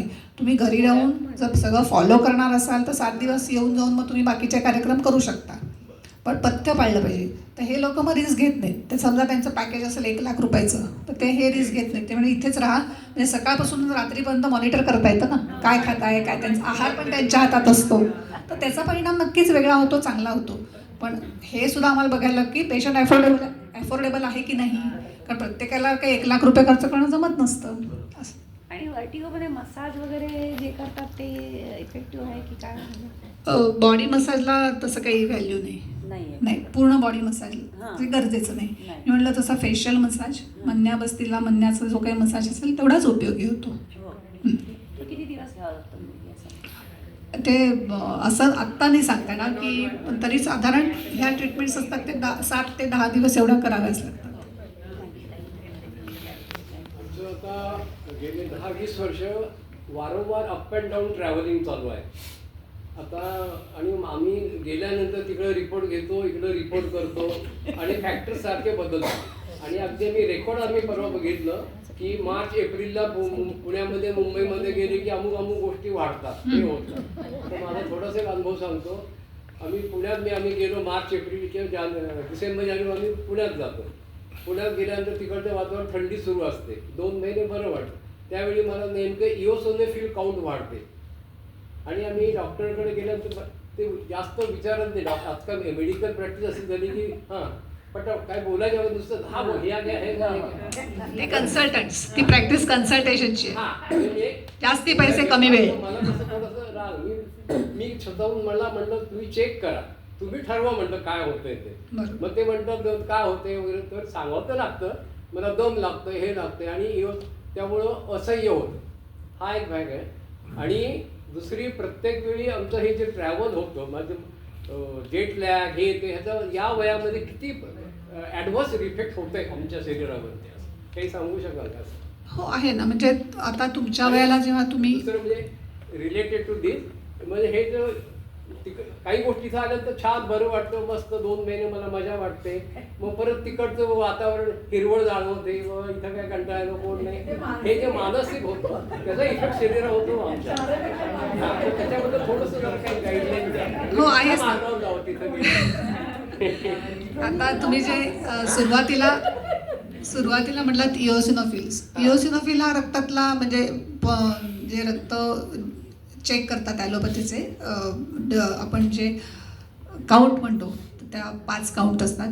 तर ते इओसिनोफिल्स हे वातावरणातल्या जसे पोलन ग्रेन्स असतील किंवा त्याच्यामुळे बदलतातच.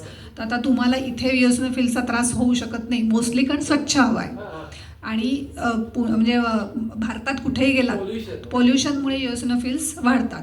तसंच वातावरणाप्रमाणे म्हणजे जनरली पावसाच्या वगैरे दिवसांमध्ये किंवा अगदी पीक हिवाळा असेल आपल्या इथे हिवाळ्यात खूप धूळ असते भारतामध्ये, तर त्यावेळेला इओसिनोफिल्स वाढतात आणि दम लागतो.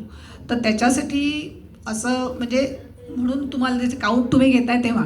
तर आता जर तुम्ही आयुर्वेदाकडे जेव्हा याल ते आम्ही तो लगेच पहिल्यांदा हा एक थोडा परत अगेन फरक आहे की आम्ही प्रत्येक गोष्टीला लॅब टेस्ट हे ते असं करत नाही अजून तरी. जेवढं क्लिनिकली तुम्हाला डायग्नोसिस करणं शक्य नाही तर मग तुम्हाला डॉक्टर कशाला म्हणायचं की प्रत्येक वेळा रक्त कमी आहे आधी टेस्ट करा, मग हिमोग्लोबिन 7 आहे का 8 आहे त्याच्यावर ट्रीटमेंट बदलणार.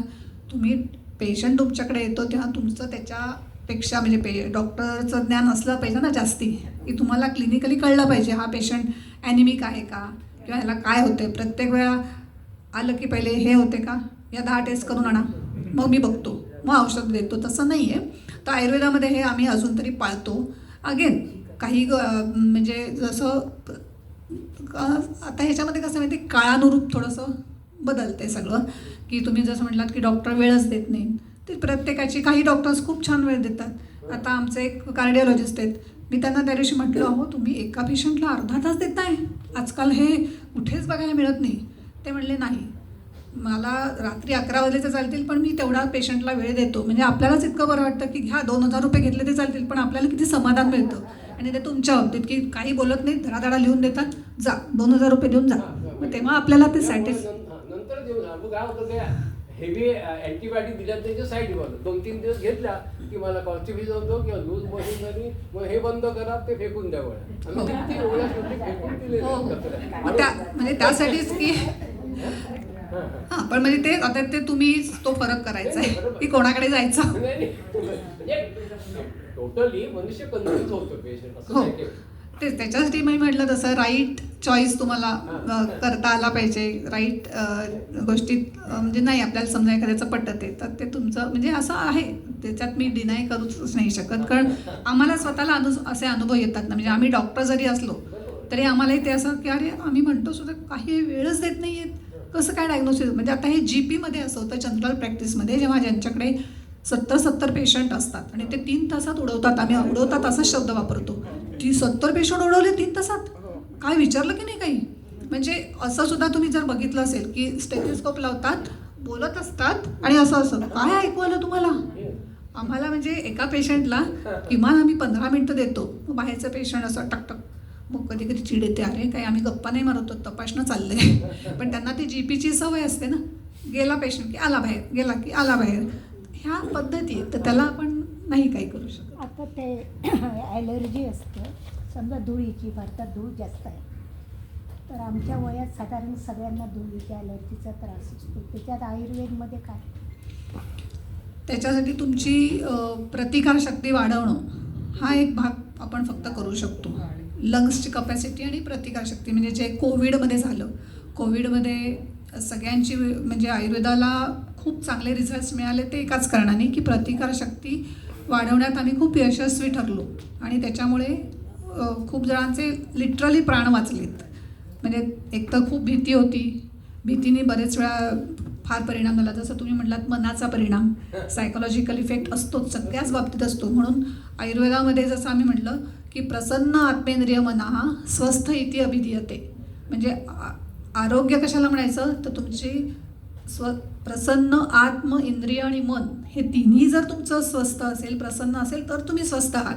नुसतं शारीरिक छान दिसतंय, बॉडी बिडी, पण आतून मानसिक हे झालेलं आहे अतिशय, तर त्याला नाही. तर त्याच्यामुळे मन हा विषय येतोच प्रत्येक वेळेला. सायकोलॉजिकल इफेक्ट तुमचा शरीरावर म्हणजे औषधांवर पण होतो, शरीरावरही होतो. म्हणजे जेव्हा तुम्ही जर म्हणता की तुम्हाला इथे 2 महिने बरं वाटतं, बरं वाटेल नसेल की लगेच भारतात जायचं.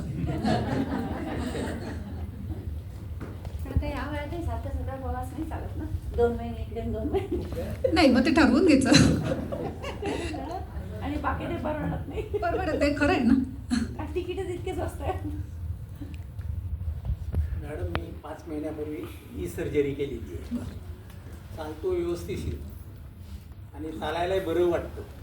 पण प्रॉब्लेम असा आहे की थोडं जास्त चाललं की पायाला मुंग्या येते. तर डॉक्टर सांगतात की त्याचा स्पाईनचा प्रॉब्लेम आहे. तर ह्या स्पाईनसाठी आपल्या आयुर्वेदामध्ये काही आहे का इलाज? हो, आहे ना. ते जसं कारण ही नी सर्जरी केलेली आहे, तर ते स्पाईनमध्ये प्रॉब्लेम असल्यामुळे मुंग्या येते. बरोबर. माझी काही हिंमत नाही की पुन्हा दुसरं ऑपरेशन करायचं, कारण ते सुद्धा ऑपरेशनच करावं लागतं.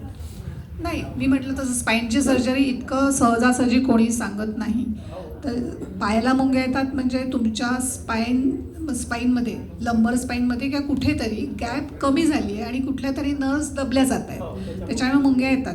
तर त्याच्यासाठी कटिबस्ती वगैरे ह्याच्यात तुम्ही प्रोलॉंग अवस्थेत केलं ना, तर पुष्कळ असं विदाऊट ऑपरेशन होतं नक्की. मला आपल्या हॉस्पिटलचा पत्ता मिळेल का? हां, यांच्याकडे मी मुंबईलाच असतो. आम्ही फॉरवर्ड करतो. करता का? आणि तुम्हाला ते फोन नंबर द्या. हो हो, जे सगळे नवीन लोक आहेत ना, त्यांनी आपला सिनियर ग्रुप आहे, तर तुमचे नंबर, तुमचे व्हॉट्सअप नंबर्स द्या श्वेताकडे किंवा माझ्याकडे. आम्ही तुम्हाला त्या ग्रुपवर ऍड करतो. म्हणजे मग तुम्हाला जे काही आम्ही पाठवतो तुमच्या मुलांना ते तुम्हाला पण मिळतं. कारण आता माझ्या मुलीकडून मिळतो मला इथला ऍड्रेस, म्हणूनच म्हटलं तुम्ही ऍड. मॅडम, मग मुंबईला 5-6 महिन्यानंतर आल्यानंतर मी आपल्या हॉस्पिटलला येईल.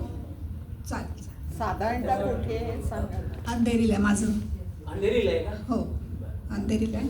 पण म्हणजे जसं जो ज्या ज्या सबबमध्ये राहत असेल, पुण्याला राहत असतील, खूप चांगले चांगले वैद्य आहेत. ते रिफर करतील. ते रिफर कर, म्हणजे आता तुमचा एखादा मनुष्य पुण्याचा असेल तर पुण्याहून मी काही मुंबईला बोलवणार नाही. पुण्याचे चांगले वैद्य रिफर करता येतात ना आपल्याला. मलाडला पण पंचकर्म होतं, ते खूप ऍड करतात आणि पुण्यात ते 10 दिवस राहायला सांगतात. किंवा म्हणा ते सकाळपासून संध्याकाळपर्यंत काढे देतात ते. पण राहायला नाही सांगत खरं तर कोणी. नाही, जवळपास राहतात ना ते तिथे येतात आणि ज्यांना राहायची सोय नाही त्यांची सोय करतात. हां, मग ते तुमच्या सोयीसाठी असेल. मॅडम, ठराविक वयानंतर मेमरी कमी होणं किंवा डिमेन्शिया हे त्रास होते, तर ते अवॉइड करण्यासाठी कोणत्या वयापासून काय प्रिकॉशन? हां, डिमेन्शिया किंवा मेमरी लॉस हे आता आजकाल खूप प्रमाणात वाढतं आहे. तर त्याच्यासाठी साधारण आपण जे वार्धक्य म्हणजे तारुण्य संपता म्हणजे 45 नंतर, एक मी ढोबळ मनाने सांगते, 45 नंतर जे मी म्हटलं नस्य हा जो प्रकार आहे घरी करण्यासारखा, आणि वर्षातनं एकदा डॉक्टरकडे जाऊन ते जर तुम्ही करत राहिलात, मग तेव्हा आम्ही आहारात बदल काय असतात किंवा कशा प्रकारे तुम्ही दिनचर्येमध्ये बदल केला पाहिजे, ह्या सगळ्या गोष्टी. जसं ब्रेनला व्यायाम काही अंशी पाहिजे असतो, काही वेळेला अतिव्यायाम होतो, तेही त्रासदायक असतं. मी जसं म्हटलं की काही वेळेला काहीच करत नाहीत आणि काही वेळेला अतिच करतात. तर ते सगळं जेव्हा तुम्हाला आम्ही सांगतो म्हणजे तेव्हा ते प्रिव्हेंट करू शकतो. म्हणजे आजकाल कसं होतं, पूर्वी डिमेन्शिया हा प्रकार 80च्या पुढे वगैरे, आजकाल 50-55 नंतर सुद्धा डिमेन्शिया होतो. आणि डिमेन्शियाच्या नंतर एक काही अवस्था जर काही वेळेला फास्ट प्रोग्रेसिव्ह डिसीज येतो, काही वेळा त्याचं रूपांतर अल्झायमर्समध्ये होतं. एकदा मनुष्य अल्झायमर्सपर्यंत या स्टेजला गेला मग आपण नाही मदत करू शकत त्यांना. खर्च असा किती येतो? 5% मुख्य आहे. खर्च हा खूप कळीचा मुद्दा आहे.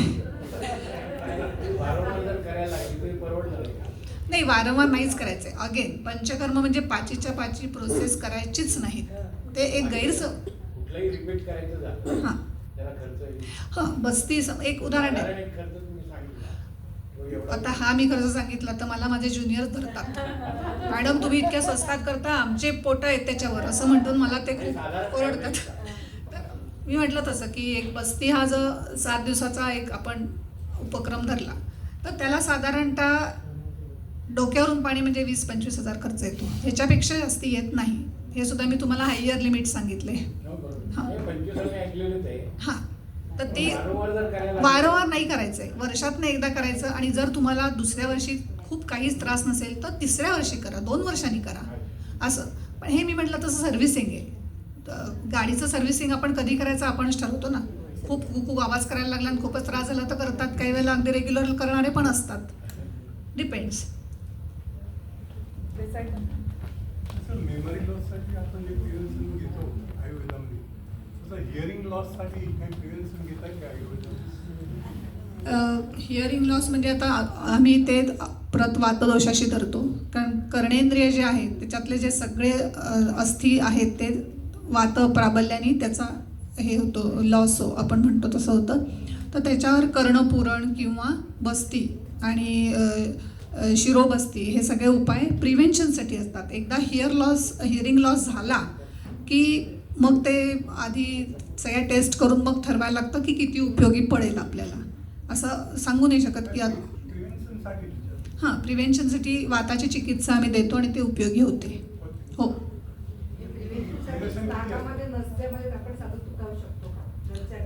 हां, साजूक तूप प्रत्येकाला नाही चालणार. कफदोष असेल तर साजूक तूप चालणार नाही.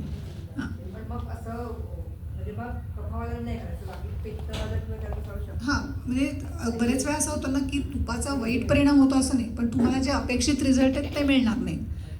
कशासाठी घालताय म्हणजे प्रत्येकालाच घृत नसते, त्याला आम्ही म्हणतो घृत नसते चालेल असं नाही. तेलाचं नस्य असतं, ते मेडिकेटेड तेलं असतात, तर ते सगळं. हां, पंचकर्म आणि नेचर थेरपी जे करतात ना तिथे जाऊन वगैरे त्या दोघांमध्ये फरक आहे काय? नेचर थेरपी खूपच फरक आहे. पंचकर्म हो, खूप फरक आहे.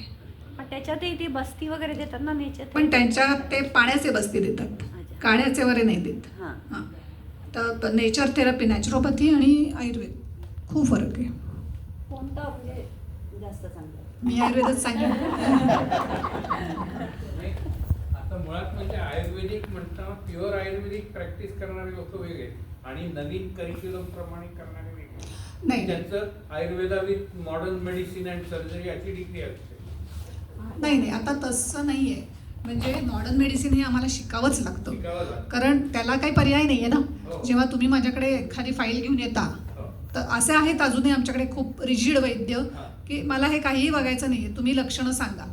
पण ते प्रॅक्टिकल नाही आहे. कसं होतं की काही वेळेला त्याच्यातनं तुम्हाला डायग्नोसिसमध्ये मदत मिळते त्या ह्याच्यातनं. म्हणजे मी म्हटलं तसं की आजकाल उलट नवीन जी पिढी आली आहे खूप शार्प आहेत मुलं. म्हणजे आता मी 30 वर्ष प्रॅक्टिस करते, पण आता आम्ही जे आयुर्वेद व्यासपीठाचं जे आम्ही काम करतो आहे त्याच्यात आम्ही बघतो मुलांचे ग्रंथपाठ आहेत, वाघभट, चरक वगैरे खूप सुंदर अभ्यास करतायत. आणि त्याच्यातनं जी डायग्नोसिसची पद्धत आहे, म्हणजे मी म्हटलं तसं की तुम्ही व्हर्टिगो म्हटलं म्हणून मी व्हर्टिगो नाही मानणार आहे. काय लक्षण आहेत? भ्रम आहे, भ्रम हे लक्षण आहे, चक्कर येते तसं. तर त्याप्रमाणे जर तुम्ही डायग्नोसिस करत गेलात ना तर ते उत्तमच चिकित्सा होते. पण तुम्ही जसं म्हणताय की मॉडर्नचा अभ्यास की आता गुरुकुल पद्धतीने शिकवत नाहीत ना आयुर्वेद, त्याच्यामुळे तसं होत नाही. पण जेव्हा तुम्ही कॉलेजमधनं बाहेर पडता तेव्हा तुम्ही सगळ्याचाच अभ्यास केलेला असतो. उलट आम्ही नेहमी म्हणतो की आम्हाला दोन्हीचं ज्ञान असतं. ॲलोपॅथीचं पण ठेवावंच लागतं अप टू डेट ठेवण्यासाठी, आणि आयुर्वेदाचा तेवढा जर तुमचा समूळ अभ्यास असेल तर तुम्ही चिकित्सा जास्ती चांगली करू शकता, प्रॅक्टिस तुमची चांगली होते. म्हणजे असं आपण म्हणतो ना की एखाद्याची प्रॅक्टिस किती धोधो चालते आणि एखाद्याची चालतच नाही, हा फरक पडतो. तुम्ही डायग्नोसिस किती परफेक्ट करताय, तुमचा अभ्यास किती चांगला आहे त्याच्यावर ते ठरतं. असंही होतं की मॉडर्नचा अभ्यास आम्हाला करावाच लागतो. म्हणजे आता मी 30 वर्ष प्रॅक्टिस करते. सुरुवातीला काय मी म्हटलं तसं आम्ही कधीही व्हिटॅमिन डीचा विचार करत नव्हतो. आता गेले 20 वर्ष व्हिटॅमिन डीची टेस्ट करावीच लागते. कारण अरे आम्ही म्हटलं हे अचानक सगळं व्हिटॅमिन डीज का, तर ते तसं असं फार्मॅकोलॉजिकल गोष्टीमुळे.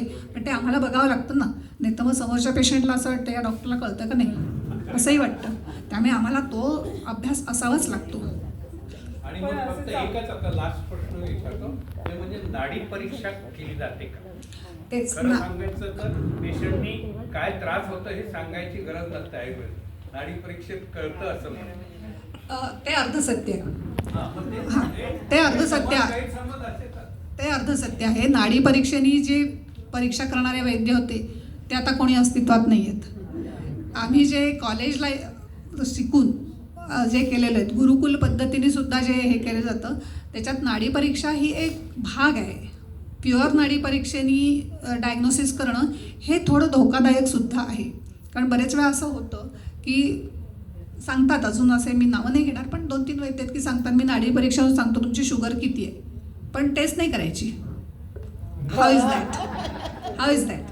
असं नाही. जर तुम्हाला एवढा कॉन्फिडन्स असेल तर तुम्ही नाडी परीक्षेने समजा मी तुम्हाला सांगितलं तुमची शुगर 140च्या दरम्यान असायला हवी, पण टेस्ट करून तुम्ही बघा ना, त्याला का घाबरताय? सो नाडी परीक्षा ही एकांकिक म्हणजे फक्त त्याच्यावरून सगळं कळेल अशी आज कुठल्याही वैद्याची बुद्धिमत्ता नाही. आणि सगळ्या प्रोफेशनमध्ये चांगले आणि मीडियम आणि असे असणारच ना, चांगले वैद्य असले पाहिजे. साधा प्रश्न आहे. कान दुखायला खवट तेल घालते किंवा बेबी ऑइल किंवा इव्हन कैलास जीवन घालते ते कितपत योग्य आहे? अर्थात आधी कळायला पाहिजे की कशाने दुखतंय कान, पण बरं वाटतं त्याने, तर ते ठीक आहे का? आता कान दुखतं म्हणून कानात जी औषधं आपण घालतो तर ती आमच्या दृष्टीने करणं पुरण ही एक चिकित्सा आहेच. पण ते करताना सुद्धा तुम्हाला जर आधी माहिती असेल की जसं आपलं टिम्पॅनिक मेम्ब्रेन असतं, तुमच्या कानामधला पडदा असतो, तो जर परफोरेशन असेल तर कानात औषधं घालायची नसतात, कुठलंच नसतं घालायचं. पण ते जर तुम्हाला माहिती असेल तर, नसेल तर अवघड आहे. म्हणजे तर तसं केलं तर त्याचा दुष्परिणाम पण होऊ शकतो. पण त्याला काय दुष्परिणाम होईल का? नाही, आयुर्वेदाच्या दृष्टीने मी तर काहीच दुष्परिणाम होईल असं नाहीच सांगणार. पण इथे कॉन्ट्राडिक्टरी होतं कायम. ENTकडे गेला तर कानात तेल घालून गेला तर ते तुम्हाला खूप हगलूनच देतील. झालंय सगळ्यांच्या शंका निरसन. जोरात टाळ्या.